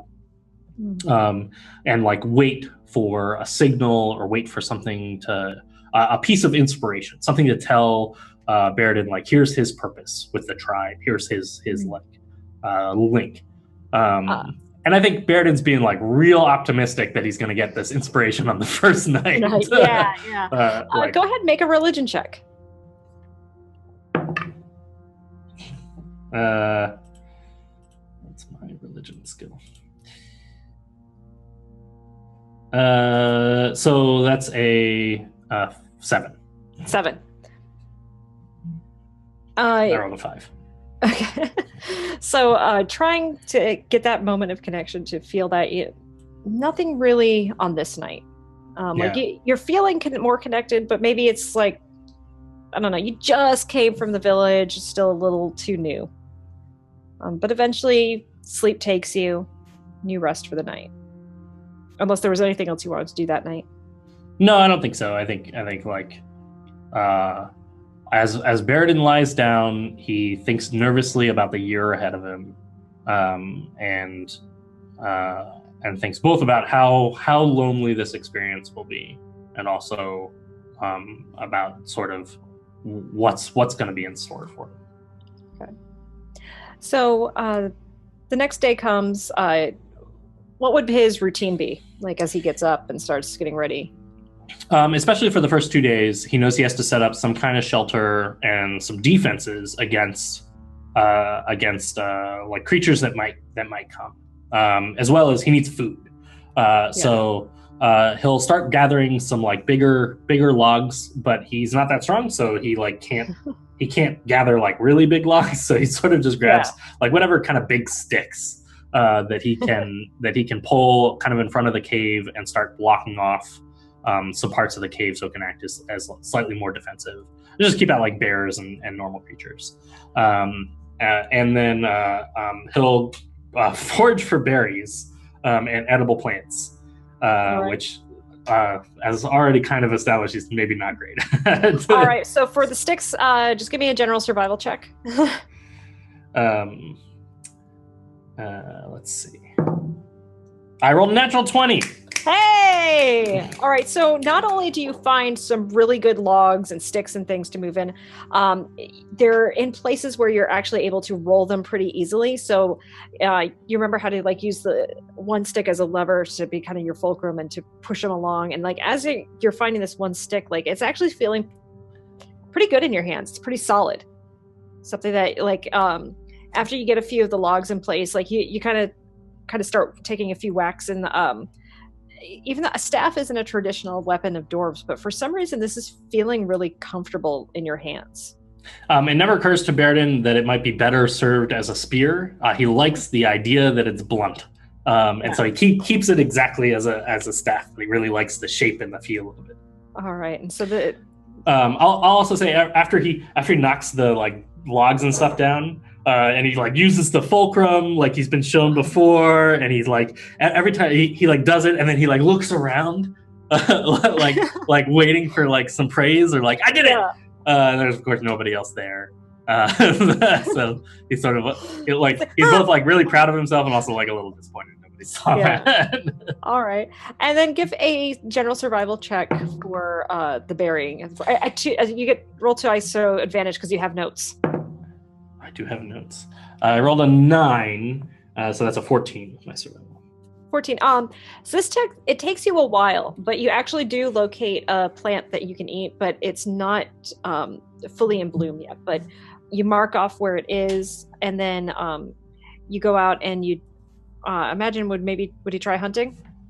Yeah. I think Baerdin would try like just straight hunting first. Okay. Even though that's really probably harder than traps, but that's like he'd be like, nah, I'll do this. He's encouraged by his log finding. All right, give me a nature check. I rolled another natural 20. Adam's right here. He can confirm. Yeah.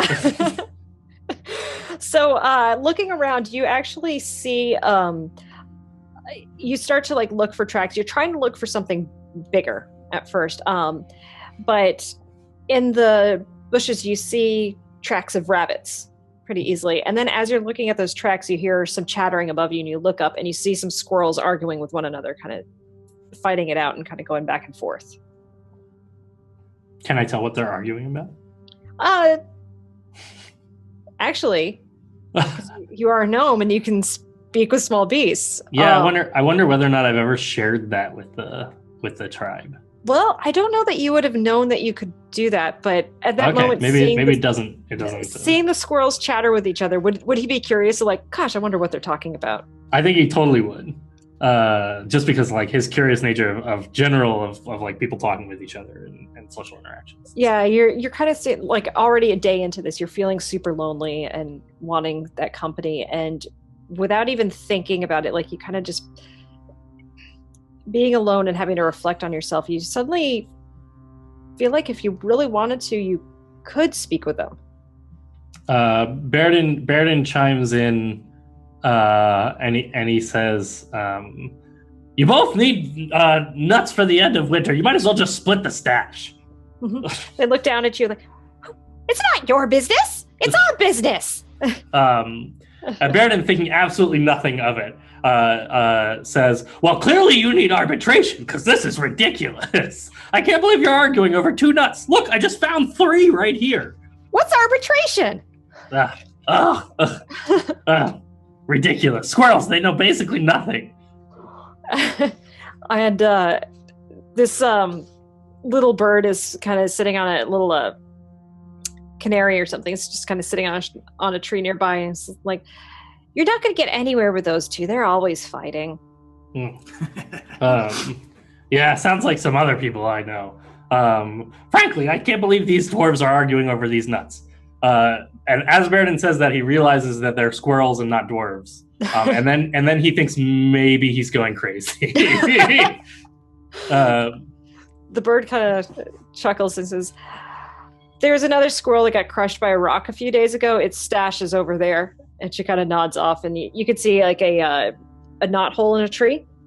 And you can see that there's some leaves like on top of it. But pretty quickly you pull the leaves aside and you find that most of the tree is actually filled with raw but edible nuts. They'll taste better and be a little bit more nutritious should you roast them. But this also means that Baerdin's sort of having second thoughts about killing some of the animals. I can see why druids would be like vegetarians. Like, I can talk with all these animals. I'm not sure I want to kill them. Yeah, I'm not sure I really want to eat these guys. Yeah. So Baerdin probably takes the nuts, and then not sure whether or not he hallucinated the whole thing anyway. He eats some of the nuts on the way back, thinking right. Maybe he's going crazy due to hunger. The nuts taste great, and you get back that night as the moon's rising again. What would he be thinking about, like, as he's kind of contemplating having gotten to talk with animals and now being out? I think Baerdin mostly would. He was waiting for a sign from the wolf god, and maybe he thinks like, well, maybe I'm having like a vision, Radmik often talks about like visions from the wolf god, and so does Jocosli. So then Baerdin's like maybe this is like a wolf god vision. Maybe this is how the visions work when you're here. Is they come from animals that talk to you about nut disputes. Make a religion check. He's also going to liken it to. He knows that he gets a lot of advice from people in the town. I rolled a 17. 17. So, as you're sitting there like concentrating, you're kind of holding your hands out and thinking about this, and you start imagining things, and you feel this need to put your hands down on the ground. And as you do, sprouting out from your fingers come flowers, as for the first time you cast Druidcraft. Baerdin is amazed, and then immediately screams and runs back into the cave. All right, and on that note, we'll go back to Gragnold.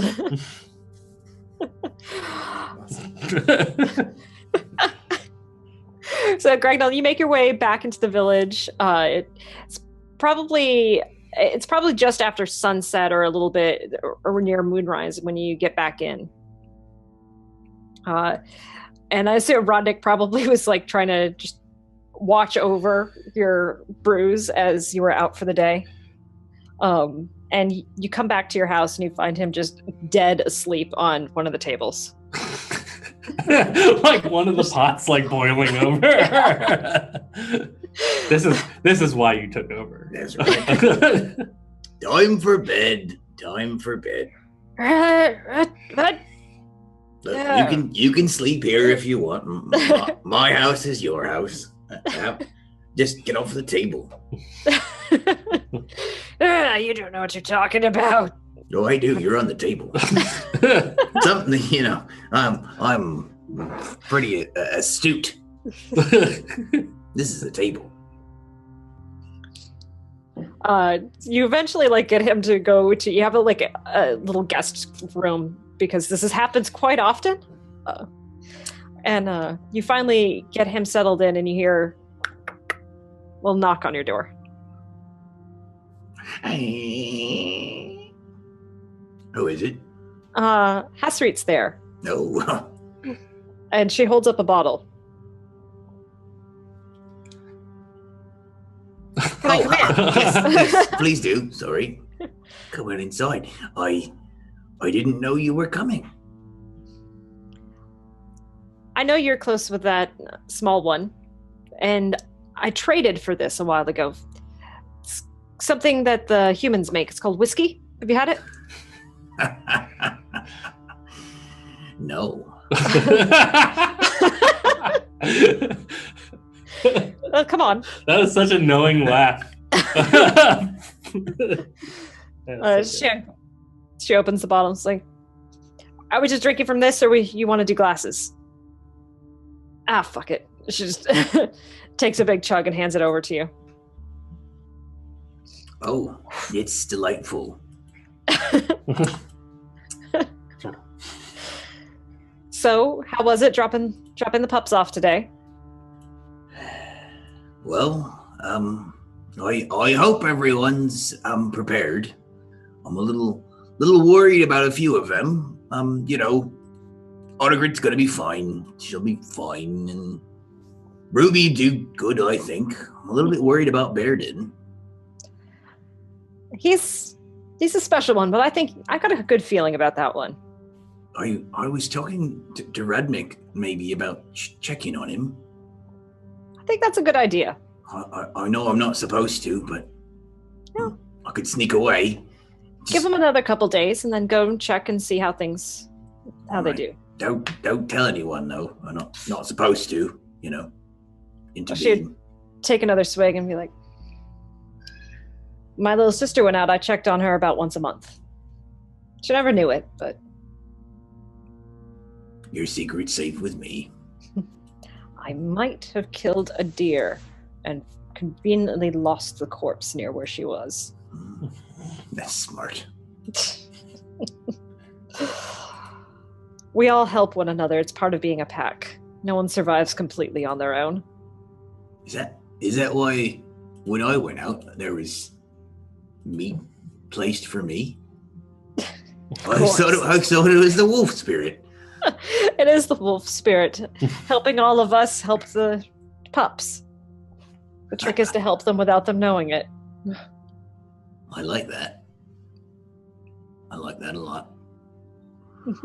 And she would just kind of engage you in small talk for while most of the bottle is consumed. I would say make Constitution saving throws, but you're a dwarf, so you have advantage against getting poisoned and things. So I also drink a lot. He is brewmaster. I'm a brewmaster. brewmaster. I gotta try things out. Yeah. What would Gragnold think of whiskey?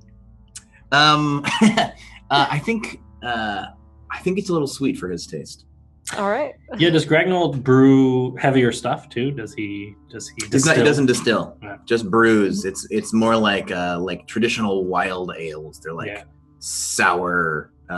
He puts stuff in there, just stuff. If you find cinnamon, he just kind of chucks the whole bark in. Oh yeah, no, it's definitely an experimental process. So he's excited about this strange liquid, but it's a little thin. Yeah. Almost could maybe wonder if he gets proficiency with alchemy supplies. That could be something. Maybe think about So that. it'd be on theme for sure. Mm-hmm. Yeah. Gotta test it first. So during the few days before he decides to go out and check on the pups, would there be anything that he'd want to do? He just kind of goes out and he's one of the foragers, so he goes to his regular spots and sees if the wild things are growing. I think that we probably do grow some crops, but I would say that a lot of it, what we do is still foraging. Still foraging, yeah. Mm-hmm. Like maybe simple herbs and stuff like that. Stuff you can grow like in your backyard or whatever. Yeah, and like medical herbs and things like that you probably Yeah. grow in the village, but more. Are there like is there any news of the forest or like changing or happenings in the forest? Winters have been getting colder, but other than that, in the springtime, it's hard to tell. Yeah. And this spring would be the first time that any of the pathways would have been open for trading. And we'll say this because this would be interesting. About 3 days after you've dropped the pups off and have been doing your thing, a merchant comes through the village that is very well known to all of you guys, named I'm just gonna steal from Critical Role because why not? It's Grog. See, it's a Goliath, and he's a very kind of interesting merchant because he doesn't have a wagon or anything like that. He's full Goliath, just likes to wander through the forest, and has a rather couple of large sacks on him, and some different things. All right there. How's it going? Going good. What'd you bring me? I've been finding all kinds of things. What are you looking for these days? I've got more green bits. And he pulls out like a bunch of dried green herbs. He's like, green bits. I'll take 2. All right. So he gives you a few different packets of just kind of random assortment of herbs. He knows what to bring you. Would there be any like things from more of the wider world that Gragnold would be coveting for his ales? I feel like there's this is not a tropical region, so I feel like citrus fruits would be like really awesome. Okay. Or other sorts of tropical things. I've got a treat for you this year. And he pulls out it's not the fruit itself, it's the peel, the rind that has been dried and preserved, and so it can be used as a flavor. So, don't eat this, but it will add flavor. You get lots of flavor from this. I like it. You're the best. So I've got something special for you too. Big giant. Yeah, and he just chugs It's like it half down. a barrel. It's like a 5 Yeah. gallon. During the course of the evening of you two sitting and starting, you're basically his drinking buddy when he comes to town. He starts to tell you a bit of news of the wider world. Being Goliath, he doesn't go into the lands of the humans very often. He does some trading with some of the outlying farming hamlets, but that's about it. Sort of the usual news, some people dying, other people having new kids. The floods are, starting to recede down in the farmlands, so they're hoping to get some really good crops in this year. You do hear tell of there's some weird religious stuff going on that he says. So it's like, I don't know, there's been some weirdo religion armies running around. I just stay out of their way. But, Men. yeah. But anyway, I feel the headache coming on. This is a good brew. Any brew that gives a headache while drinking it. Yes. I have a special ale for that though. Oh? Yep. This removes your headache. He chugs it down. Right. And he stands up and he just... It worked.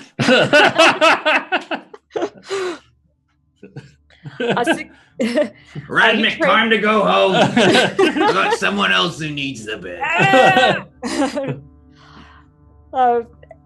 Grog finishes his business a couple days later, and it's getting to be the day before you're wanting to head out. When would Gragnold depart in the morning, or would he kind of sleek off in the night? How It'd be nighttime because he's not supposed to go, or he's learned that everybody goes out and supports the pups, but everybody thinks they're doing it in secret apparently. Yeah. So he's going to go out in secret in the middle of the night to try to check on him. Check on him. All right. So that morning, Radnick comes to you, and he's looking very ill. His face is very white and clammy. He's got a shaky tooth. He says, Gragnold, you've got to go check on them. What's going on, Radmick? I've had a dream. I don't understand, but I want you to check on them. I'm worried. Tell me about your dream. I saw the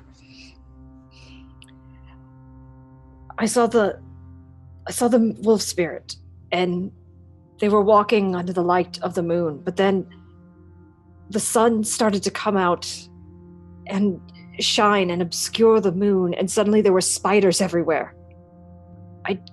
I don't understand what it means. I'm very worried.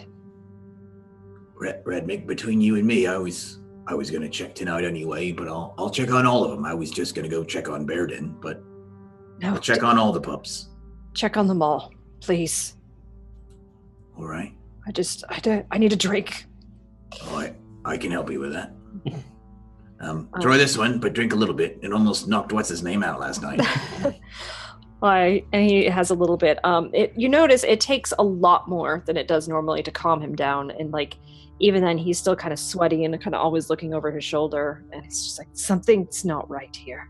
And Radmik has lots of dreams, so this is something that's not unusual necessarily, but I've never seen Radmik act like this before. Yeah, he claims to have obviously you don't know if he has lots of dreams or not, but he claims to have a lot, and he claims to talk about getting visions of the wolf spirit a lot. There is something notably different about him this time. There is something notably going on with him as you make your way out. So that night, in what order would you go to? I'd probably go in the same order that I did before. I imagine it's sort of a loop. Okay. So I would be hitting Baerdin last. All right. So. And I think it's because I'm expecting everybody else to be fine. I'm doing this in service of Radmik, but I think everybody's fine. It's only been a couple of days. It's been a week at most. So. Yeah, it's been about a week. We'll say like just over a week, about 8 or 9 days. Even if they all failed to find food, they're gonna survive. This is not death. This is like, as long as they've been drinking water and all of them are near enough to fresh water, they should be fine. So I'm just gonna go kind of like doing it for Radmik. I'll check on everybody. All right. You come to the first campsite and you see signs that someone has been there. But when you go to look around, no one's there. Can I roll survival to see if I can track? Yep. That is 14. 14. You see some tracks. They're, let's see, a bit old at this point. And you definitely see dwarven prints, especially near the riverbank. That's where you start to look, because you know that that's the most likely place to find footprints. And you follow the tracks in, and then you see some other footprints that you don't recognize. Definitely humanoid, but you eventually lose the trail because it does become rocky terrain. They don't hold prints. Is this enough to make Gragnold concerned? I think it would make him wary. Okay. I want to look around before I leave this site. I want to look around to see if I can find. This would be Autogret. This would be that's the first person. Yeah, that was the first one you dropped off. So you find her pack. You find her supply. Like, there's a few things missing, like the stuff that she probably would have been carrying on her, like her hatchet, her eating knife, the little tool set and stuff. But you find her pack. You find a very well-made camp, but it looks like it hasn't been used in about 2 days. But I can't tell where. It's like no trace of her. No. So just for the sake of ease, so the village is here. We'll say you did a big loop around. The footprints you would have seen would have been leading a little bit northeast. Okay. Well, then I have a lot of concern about this, but I want to check on the next one because maybe she went to the next campsite. Okay. Yep. And that certainly has been known to happen too. You make your way to the next campsite. This one was one of the boys. We'll say his name is Galderek. You've known him to be a little bit of a hothead. You kind of feel the kinship to him in battle. When you get to his campsite, make a Constitution saving throw.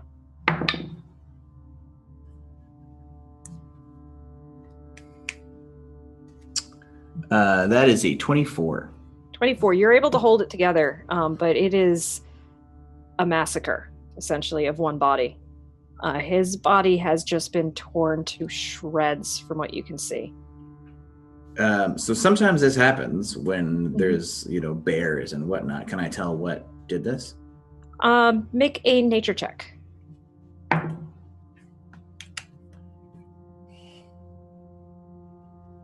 That is a 23. 23. This isn't a bear. Whatever killed him was not intent on eating him. Anything coming out, especially early spring when food still is a little bit scarce to find, would have eaten the body. This body has not been eaten, and notably has also not been scavenged. I start going as fast as I can to the next site. All right. What you find over the next, so you did 2, so the next 9 campsites, you don't find a single pup. Are they dead or are they just not there? It's a combination of both. Sometimes they're missing. There's a campsite. At one camp, you do find indications of a possible scuffle, but no body. And you do see drag marks as though maybe heels were being dragged for a little while. But then other times you do find just this wasted body that not only has been killed, but brutally killed. Gragnold is in a full sprint. All right. Heading from one to the next. Like, he's not investigating. He's like, body running. Body running. Okay. Yeah. So, Baerdin. Having spent a few days communing with the wolf spirit, you have fully started to understand your powers. You now have your level 1 spells and your 2 cantrips. Baerdin's been maybe spending a little bit too long investigating those things, which also means that he's not spending as much time like setting up defenses or setting up his camps or hunting for food. But he believes that like this, the wolf spirit has given him these things, and so he's all the tasks that he does are accompanied by like experimenting with the magic and experimenting with the newfound powers of the wolf spirit and talking with little animals and things like that. Yeah. I imagine too maybe at this point Baerdin's like, I'm not going to kill any small animals. Yeah, he's like 100% just doing vegetables and nuts and foraging. He tried maybe on the second day or the third day or something to like kill like a rabbit out of hunger, and the rabbit was like, please don't kill me, and he was like, all right, I can't do this. What about my kids? The rabbit pulled out like a little wallet and showed him all of his kids. 35 kids. Yeah. And so Baerdin strictly plants and stuff now. He feels bad about it because he's from a wolf tribe where, like, you kill and eat, smaller animals. That's part of the nature. God, what happens when he gets to speak with plants? I say it's like it's a whole nother disaster. Maybe they'll be dumb enough that he will not care. Maybe salute fish. Yeah. As you're going along, so it's nighttime. The moon's up. We're well past the full moon, though. It's not quite to the point of a new moon, but it's definitely waning. Sorry, waning's getting smaller. And give me just a perception check. Oh God, I rolled a 4. So 9. 9. All right. This guy gets his dice. Oh, it's a good stealth. Okay, so yeah, you don't hear anything coming up, but as night starts to fall, you start to get this kind of prickly feeling on the back of your neck that you're being watched or that something's there.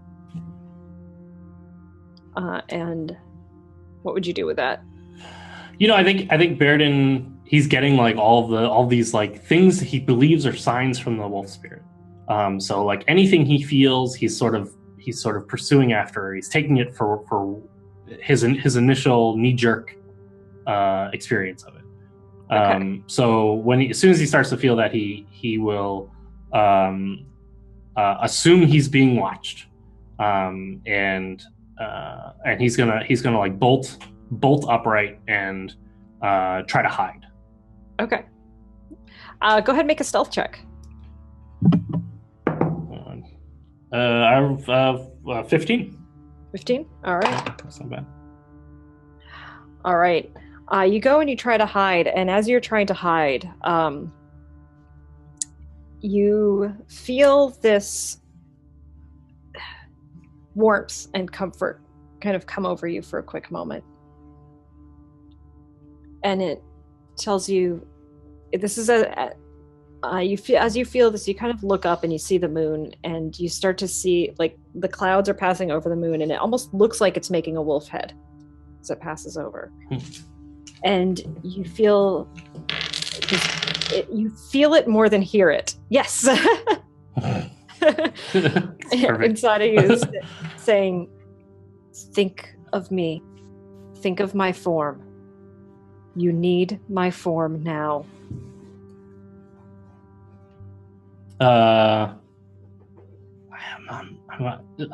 Gragnold thinks of the wolf. Oh yeah, sorry. Gragnold's also thinking of wolf. reading my mind. Yeah. Baeridin thinks of the wolf, and he doesn't know what to do with that. He thinks maybe he's like calling a wolf. You're gonna wolf howl. What do you wolf howl? Howling at the moon. Yeah. He feels nervous, like he's being watched still. So I don't think he'd wolf howl, but he's like picturing the wolf in his mind. As you start to picture this wolf, you hear this scuttling in the woods, and some fear kind of overtakes you, and you just hold on to what was told to you. Think of the wolf, think of the wolf, think of the wolf. And you feel something start to change in your body. You feel yourself starting to grow, starting to expand out, as for the first time, you change into beast form. Just in time, as it is now time to roll for initiative, as you see before you a gigantic half dark elf, half giant spider creature coming down upon you. Good. Awesome. Baeridin is first amazed and then terrified. He also rolled a 2, so I got a 3. You rolled initiative. A 2. Yeah. Oh, that's an 8, so that's going to beat that. All right. I got a 7. Okay. So it's going to be 1 round, and then you'll come in. Let me clear that. Clear the list. All right.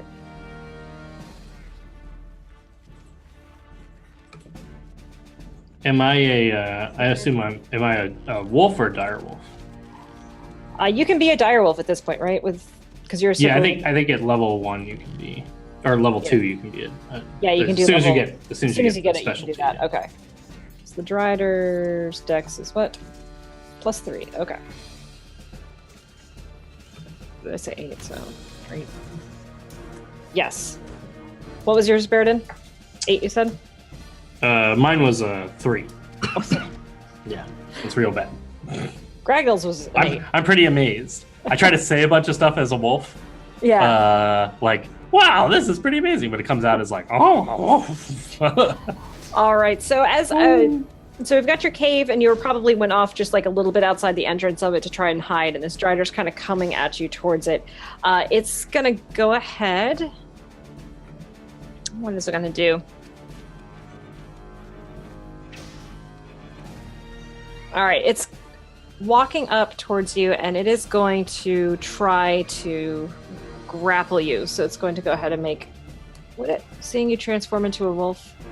Oh, yeah, definitely. So it's first going to try to grapple you. So it's making a strength check. Which is 11, 12, 14. Do an athletics check against that. Yeah, do you want a contest? Yep. I also got a 14. All right. Athletics. With that, usually it goes to the person who's fighting back. So this Drider comes in, tries to reach down and pull up on your wolf form, but you're able to kind of twist and snip around and just get away from him. All right. Gragnold, you are running into the area. Baeridin! Baeridin! I'm not trying to be stealthy at all. No, you are just It's crashing. not Gragnold's style. This is first of all, it's not Gragnold. Yeah. Second of all, he's really worried at this point because literally everybody has been dead or and brutally dead or gone in a way that's probably dead. So Yeah. Baeridin right. is important. So, Baerdin, you are in wolf form. You have this gigantic beast before you. What do you do? As soon as I wiggle out of that grasp, Baeridin's just going to turn around and I think he'd try to bite. He'd be like, I've got these sharp teeth now. I'm going to use them. All right, go ahead and make an attack roll. I got a natural 20. Nice. Those are some good dice. Good dice you got there, Adam. Yeah. These are good dice. All right, go ahead. Okay. Roll your, so it's double the dice damage. Let's see. 4, 9, 12, 14 plus 3, so 17. 17, nice. And it's a Drider. Normally it would have to make a DC 13 or be knocked prone, but I don't know if it can be knocked prone since it's a Drider. Since it does have 8 legs. Well, Yeah. I mean, you're pretty big jumping on it, so I'll say it's 11 plus 3. So yeah, it would make it anyway. Yeah. So you kind of knock it back, jumping up at it. So Gragnold, you enter into this field and you see this Drider. You know what they are. But you see it's in combat with a dire wolf. And I have no idea, of course, that that's Baeridin. You have no idea that that's Baeridin, but you do But- see a Drider fighting a dire wolf, and you are of the wolf clan. Yes, so I'm gonna fight this. Also, Radnik mentioned spiders and wolves being next to each other, so this is obviously somehow prophesied. So I am going to, in true Gragnold fashion, run over there and hit it with my scimitar. All right. Well, you'll get this after this. So I'm just telling you what you saw. Oh, okay, cool. Okay.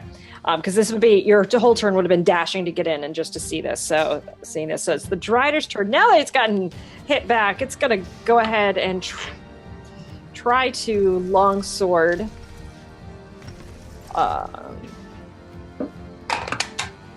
Which I think that's gonna hit. I rolled an 18 against Oh, the yeah. dire wolf. Yeah. All right.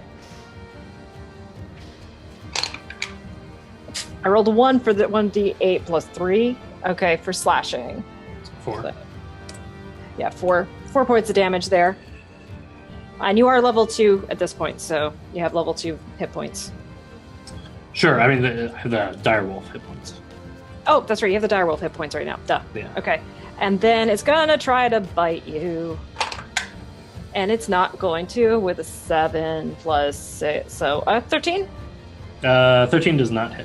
All right, so it goes to try to bite, and it just misses. All right, so I know I'm just going to talk per rules. They're supposed to make 3 attacks, but there's reasons this guy's only going to do 2.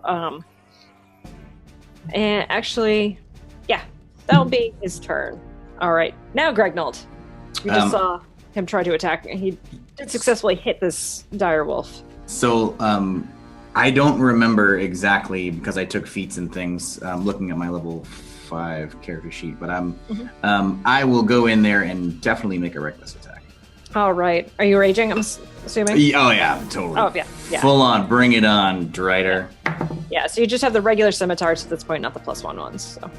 Correct. So that would be 22. 22 will hit. Awesome. And that is 7 damage. 7 damage. All right. All right. So you come in and just swipe at it really hard. It's kind of confused seeing this new person come in. Baeridin. Awesome. Baerdin totally recognizes Gragnold, and he's going to try to talk to Gragnold. And he's going to be like, Gragnold, I don't know why you're here. I hope I don't fail the thing because of it, but there's this big crazy spider lady. And she came up and she was alive, and I like turned into a wolf, and none of that's coming through. It's just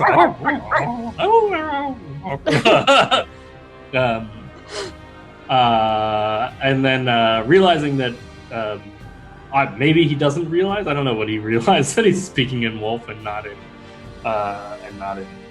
But he would still try to make a bite against this thing. Okay. That is a 17 to hit. 17 just hits. Okay. And 11 plus 3, 14 damage.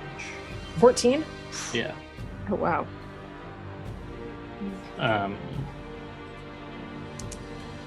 Baeridin dives in and starts biting, but he's still trying to talk while he's doing that. And so he's like in like mouthfuls of biting into Drider. Like spider legs.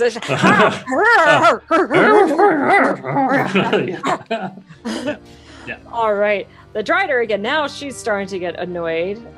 She's gonna go ahead and do. She's gonna try to do another bite attack against Baeridin, the wolf Baeridin, which again I don't think will hit. This is a 13 again. That didn't hit last time. So. Oh yeah. And I have then a 14 AC. Gonna pull out the long sword to go against Gragnold. I think that will hit with 19. That'll hit. All right, and so that's what, D8 plus 3. Ooh, 11. All right. Which is halved since you're raging, so. Yeah. All right, and that's her turn. Gragnold, I will attack again. go for it. That is gonna miss. Oh, no. I rolled a 3. Oh, yeah, that's going to miss. All right, so that damage just kind of hits you hard. You're like, oh, golly. I want a reckless attack. So I want to Okay. attack with advantage. That's a 17. 17 will hit. Yep. There we go.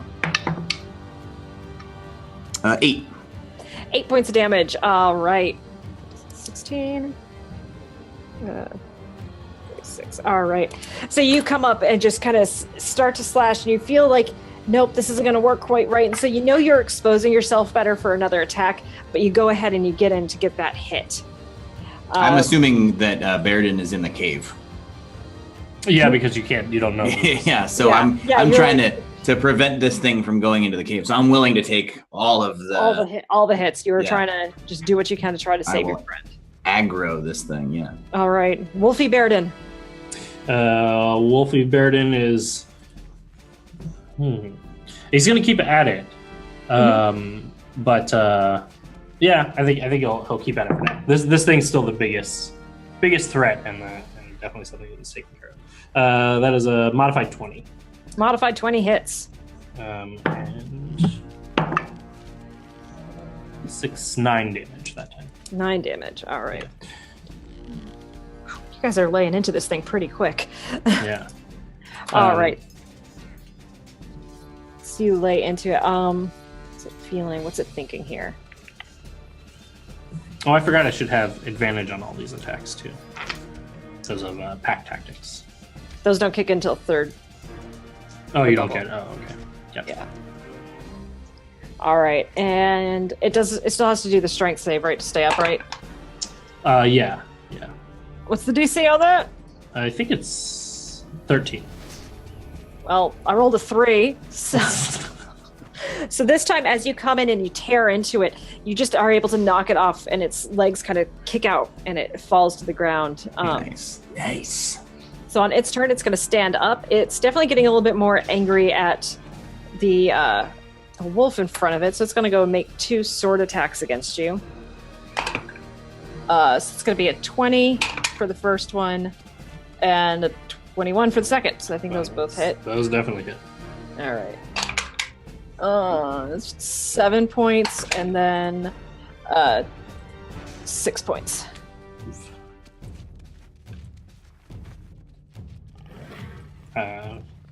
Wolf Baerdin's definitely getting torn up. All right. Well, luckily you can become Wolf Baerdin again, but Sure. That's right. well, I sort of imagine Baerdin doesn't really know how he did this. yeah, no, but I imagine though he would be in kind of a panic of like, oh my god! Yeah, let's try it again. Yeah. All right, He also Gragnold. probably wouldn't know why it went away. If it Yeah, went yeah. away. Yeah.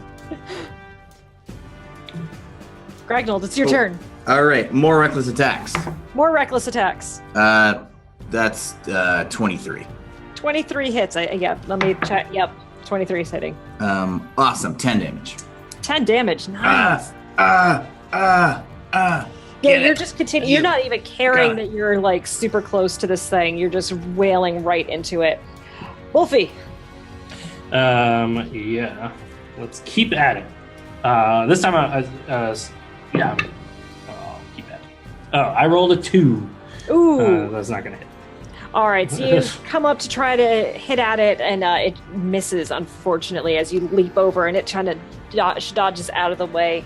On her turn, she's going to do one swing at each of you. So first one to Gragnold to try to she wants to hit him hard and get him to go away, essentially. That's an 18 plus stuff, so I'm assuming that hits. Yeah. All right, 18 so that's plus stuff. 18 plus stuff, so it's going to be 8 points of damage to you. Okay, which is 4 because I'm reaching. Yep. And then to Baeridin, that's going to be 15. 15 does hit. Yeah. All right, and then the damage for that is going to be 9. All right. Baerdin's looking pretty torn up. All right, this wolf is not looking good. Like he's got a lot of slash marks in him and everything. That's going to be her turn. Gragnold. Once again, more reckless attacks. This is for Baeridin. That is 19. 19 hits. Go ahead and roll the damage. I could roll a second time and see if I get a crit, I guess. Yeah. That is 10 again. 10. All right.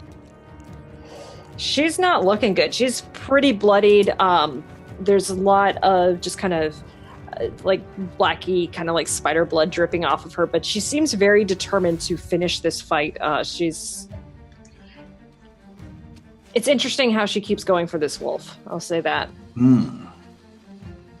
All right, Baeridin.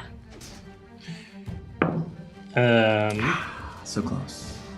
So close to because it's all right on the side. 14. I rolled It's a like, 14. But I suspect that'll hit. So it's a 19 to hit. 19 hits. And 9 damage. 9 damage. All right. So you come in and just leap on her and kind of tear away, tearing a chunk of the spider flesh. It does not taste good, by the way. Yeah. Baeridin's first dive into having to taste all of his enemies. Well, Yeah. This is not pleasant. Yeah. And I don't put All spiders right. in the ale. Yeah. So on her turn, she's They're nasty. kind of frustratedly looking down at this wolf and is going to attack at it. 12 is gonna miss, and second hit against the wolf, 16. That'll definitely hit. Yeah. All right. How's he sitting for hit points right now? I'm at 11 for 11. All right. Well, let's see. the 'Cause temple. 9. That's 9 points of damage. You're still in wolf form, but just. Only just. Okay. All right. And that was her turn. Gragnold. Once again, with the reckless attack.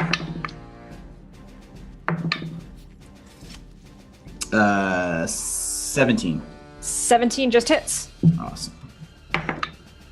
10 damage again. 10. Tell me how would he end this fight?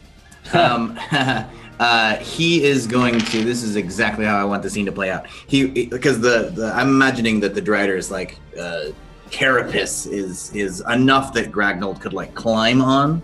Yes. Oh, so definitely. I think Gragnold is going to use his scimitar to like get himself up there, and then like this is where Gragnold learns to behead monsters. Gragnold's He only has one scimitar right now. his very first beheading just. And then as soon as that happens, he's going to run into the cave. All right. Baerdin!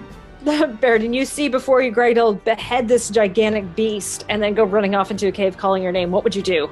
Baeridin sort of throws. He can't throw both paws up because he fall over. He throws his paw up and he's like, "We did it!" Except that it's just a wolf, so he's just like, "Whoa!" And then Gragnold runs off shouting Baeridin's name. And so Baeridin's totally gonna chase after Gragnold. Okay. But he is a dire wolf who's looking super beat up, chasing after Gragnold into a cave. I imagine we go into the cave and all the bats get scared at us. It's sort of like, He's like shouting. Yeah, well, the bats have flown out because it's well into night by now. Hold on, let me change up the music now. All right, there we go. You run in and you see Baeridin's things, but no Baeridin. Not you too, Baerdin. Not you too. As Baeridin comes into the cave, he knows he's a wolf. He hasn't quite figured out how to shapeshift back, but he's going to grab from the belongings of Baeridin. He's going to grab the seed pod that Gragnold gave him, and he's gonna walk up with his mouth and drop the seed pod in front of Gragnold. What would Gragnold do? Gragnold thinks that Baeridin is dead, and that this wolf is like some sort of harbinger of this message, giving this thing back, right? Giving it back to Gragnold. So Gragnold's just gonna sit on the ground and look at this seed pod and kind of feel bad about all the pups, because Gragnold felt bad that 2/3 of them made it back last time. Yeah. And all of them are dead, and this is a failure not just on Gragnold but on the entire clan that we didn't protect anybody, didn't set them up. But also there was a Drider, and that's crazy. So he's totally flooded, totally overwhelmed, and he sort of sits down, got scratches and wounds all over him from fighting this thing, and sits on the ground with the seed pod sort of staring at it and kind of still out of breath from sprinting from this entire thing, and then hacking and slashing at this thing, and just kind of collapses on the ground out of breath, staring at the seed pod. Go ahead, Baeridin. Baeridin's gonna. He realizes that Gragnold doesn't realize that it's him. He's gonna try to concentrate and figure out how to change himself back. As you start to concentrate, you feel this kind of shifting feeling as you feel your form start to shrink and come back down into the familiar form of your gnomish, that you think is dwarvish, body. As he changes back, finally he gets his voice back, and he goes, Gragnold, we did it! Baeridin, we did it! We defeated it! The big spider lady. And then you all came in and you cut her head off. That was great. Slowly starting to realize that wolf was you. Oh, I knew there was something special about you, Baeridin. I think the wolf spirit helped me. I think he chose you. I could feel him speaking to me. I could feel him helping me out. This is terrible. That the wolf spirit helped me? Well, geez, it's been a long time, I guess, but Baeridin, all the litter were killed. What? You're the only one who survived. The other litter? Everyone. What about the village? We should get back. I know you haven't finished your trial yet, but Baeridin, come with me. Baeridin nods and grabs his axe. Actually, he grabs the stick. Leaves the axe behind. He leaves the axe behind. But he will grab the little knife. Mm-hmm. So grab your things. It's a long way back to the village. And you both are pretty tired from the fight, and it's a very dark night now. Some clouds have moved in to cover the moon, and though you both can see okay, it's still hard going. And it's not until the gray light of dawn that you come to the village.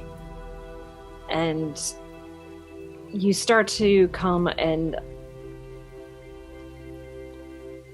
you're expecting to start hearing things as you get close. And something you guys notice as you get near is nothing. No sounds.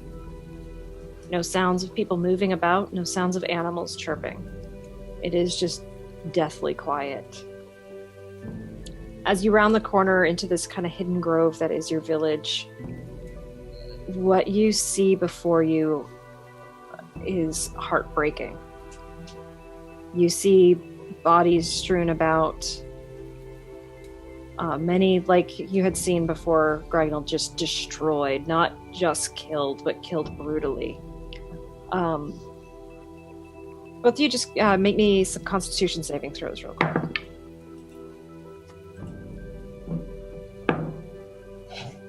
Got 6. I also got a 6. All right, you two are very distraught. You're actually like feeling kind of sick, and you have to hang back for a moment. As the light comes up, it becomes a little bit harder. You do see a couple bodies of driders amongst the corpses. What would you two do at this point? I think we would look for survivors. Yeah, I think we'd go through the town and like building track to building. and see if maybe anybody. At first, when there's no survivors in the town, as we like shout and look, then we look for tracks and see if anybody got away. Okay. So you look around. You don't see any survivors. Gragnold, one of the things that hits you very hard, you go to one of the first homes you go to is actually Rednick's home. The door has been beaten in, and you see that he has been killed. Kind of as almost a last moment of pride, though, you do see a little bit of the black inky blood that you associate with the Driders. That Drider that you killed in there, showing that he at least went down swinging, though his body has been destroyed. Moving through, Baerdin, you try to go to Jaskalski to see if your leader is still alive. You find many of her, it's a village, so it's not like a royal guard, but she does have like a bodyguard, people who kind of work with her. You see the bodies of them destroyed. You don't find her body, strangely. Nor do you find the wolf's tooth sword. That too is missing. But also no tracks. Well, as you guys go through, you do see that there are some tracks, and again, I have to look at the map, heading off more towards the, I believe, northeast of your village, but they dissipate pretty quickly, and it does become hard to find. You see some things that look like they were dragged away, other things that, you see some footprints that would have been strange before, but now that you've seen a Drider, you recognize some Drider prints. Give me a survival check. 18? 18? Okay. You do see some other footprints that head off more. So kind of where I'm imagining your village, you guys were kind of coming up from this way. And so you do see footprints going off. So some are going like to the northeast more, and you see another set that are going more straight east. Those are all humanoid. And amongst the wreckage, you do find one piece of white cloth with some gold stitching on it. It stands out just because no one in the village has white cloth. Like, that's not something you guys wear. Animal hides for the most part. A little bit of cloth, but white is an impossible color to keep. So the fact that there's this bit of white cloth, it really stood out amongst everything else. But Baeridin hold on to it. We'll grab it and hold on to it. I imagine that I've checked on Hastreet's house as well. Hastreet is Her house doesn't look like a fight happened in the house. She was possibly out, but there you do not find her body, and you do not find a sign of her. Is that bottle of whiskey still here? You guys finished that night. Okay, I was gonna try to take a totem. Okay, yeah, the bottle's still there. I'll The take bottles. I'll take the cap off of it. Okay, so you take that cork. Yeah, The cork. cork. Yep. So I now have a cork from that bottle in my that I cherish as a memento to history. We have to have burial rites. Yeah, I For imagine entire we village. spend A couple of days, probably. I imagine we spend Yeah. a couple hours doing just searching. Yeah. Spend a lot of time searching. Yeah. And then we spend the next couple days doing rites and burying all the bodies that we find. Do we find any of the other bodies that we couldn't find? Do we find them in the woods or anything like that, or they're just gone? No, they're just gone, as far as you can tell. So I imagine we do. If we're leaving, I imagine we will probably Yeah, I imagine we burn the village down. Yeah. Yeah. So you guys spend a day or two collecting all the bodies, collecting some of, gathering some supplies and things that you would need to survive. And as moon rises, 2 nights after you found the bodies, you ceremonially set fire to the village. And as the village is burning and you reflect on the good times you had just a couple of weeks ago, sitting and rejoicing as the new members entered the tribe, the old ones left, you're both overcome with this moment of feeling of it's not a voice that you hear, it's more of a voice that you feel inside of you, Baerdin. You've experienced this a few times on your trial, where it's not time to pursue children. The pack still survives as long as you breathe. Head west. Do not pursue this. Go to the west. And it leaves you. As we're standing and watching the village burn, Baeridin kind of leans on his new stick, and with his pack at his side, and he turns to Gragnold and he says, "I think we should head west." Why? I think it's what the wolf spirit would want us to do. Gragnold is holding onto this cork, and looking down at it, and all Gragnold's feeling really guilty that he wasn't here to protect the village, that he left, and Gragnold, the only thing that's left is Baerdin, and if Gragnold hadn't have been there, Baerdin probably wouldn't have made it. So now Gragnold is feeling this intense responsibility to make sure that whatever duties the wolf spirit has entreated to Baerdin, that Gragnold can make sure that happens. All right, Baerdin, we'll go west. And all Baeridin can think is, it's both the best day of his life and the worst. Mm-hmm. That he finally feels a connection to the pack, to the wolf spirit, only to lose everyone. Yeah.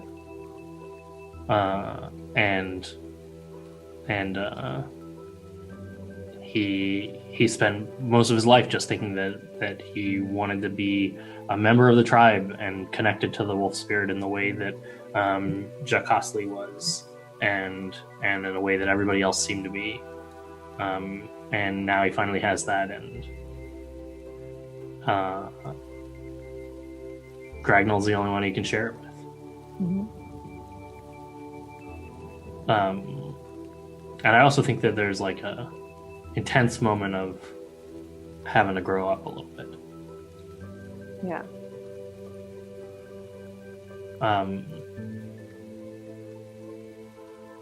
And I think that Baeridin would wait until the town burns down and watch it the whole time before leaving. So the fires burn most of the night. You guys watch as places where you've had just some of the fondest memories. The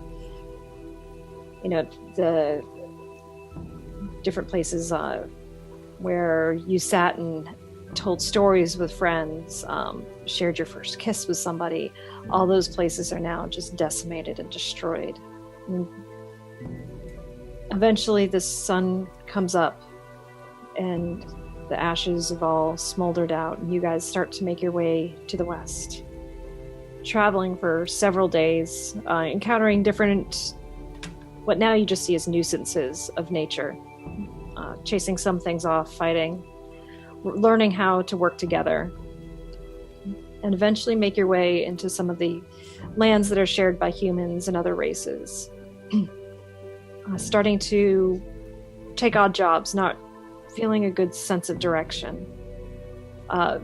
Gaining some experience, learning how to use your powers a bit better, more effectively. Eventually, word hits you of a noble lady seeking people to go and fetch something for her.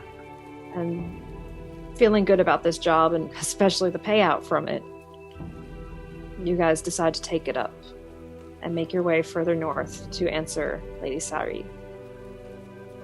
And that's where we will end this one. So thank you to everybody who watched. Thank you guys for being willing to do a backstory dive. Yeah, that was super fun. That was really interesting. I like the intensity of all that. Yeah. Yeah. Gragnold's got a cork now. That was really cool. That was a good way to kind of build out characters and stuff too. Yeah. Yeah, I like that a lot. Gives like such more tremendous meaning to like the stick now, that the staff that Baerdin carries. Mm-hmm. And like the relationship between Baeridin and Gragnold. Yeah, definitely. Yeah, it was kind of hard, like starting to build up all these people. I'm like, oh no, I'm gonna have to kill all of these guys in a minute. Yeah, that's the like most interesting part of all of that. Yeah. Yeah, I was happy that Radnik went out with his head up. Yes. Yeah. He got a warrior. I was gonna make sure he got a warrior's death. So. Yeah. Yep. Oh, I forgot to say it too. Actually, no, I won't. Never mind. Yeah. I'm not going to recount anything. We're good. Cool. The other, the leads into different directions. Yes. Yep. Jacosly was the leader. I didn't write any of this down, but Jacosly was leader, and she had the fangs too. That I wrote down. Cool. Yep. And his street is, I believe she's dead, but there was no sign of her. Yeah, there's no sign of her. So. It was the Wolf Fang was the name of the sword? The Wolf Fang, yep, was the name of her sword. And I need to write that down too, actually.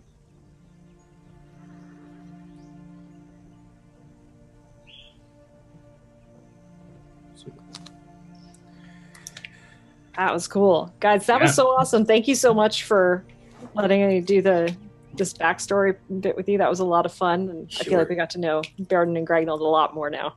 Too. Yeah, that was super fun. Thank you so much for DMing backstory stuff. Yeah, I feel so bad for Gragnold that he didn't ever get to tell his street how he felt. Yeah. It's so tragic. It's like really tragic. It's so tragic. That's why don't waste time. If you like somebody, you let them know it. I'm gonna go home and kiss my wife. Awesome. Well, to everybody who watched this and stuck with us to the end, thank you so much. And we'll be back hopefully soon. We got to figure out the next day that we're playing. Hopefully it will not be a moving day for everybody else. And we can start getting on with the rest of the story. But total side note of nothing that we're backing or anything. A lot of the ideas for how to look at the Dwarven culture and stuff came from the new D&D book, Mordenkainen's Foes. If you're a DM, this is a great resource for you. If you're a player, but... If you're going to purchase it, you should purchase it on smile.amazon.com. Yes, and give proceeds to Game to Grow. Absolutely. But if you go to your local game store, you can get it now. That's true. It's super fun. Even as a player, I think it would be like just a fun resource. It's so much like great. I think, yeah, especially if you're playing like one of the core races. Definitely a great I love. There's a story in it of a halfling how they defeated an ogre that had been troubling a village, which is really interesting and fun. But anyway, I hope that you guys would like that. Oh, also Kickstarters. There's a really cool dice. What is it? Kragan dice set. They have some beautiful dice. So if you're wanting to kickstart more beautiful dice, that's a good one. But anyway, I do love beautiful dice. It's a problem. It's a problem. It's a real problem. Yeah, I only buy my dice in bulk. I buy them in bulk for my groups, but then for individual stuff, I try to resist. Right? I just lose Hard. dice every once in a while, and it's so tragic to lose that. A good set. But anyway, thank you to everyone watching, and we will hopefully see you all soon. So take care. Thank you so much. Bye. Double thumbs up.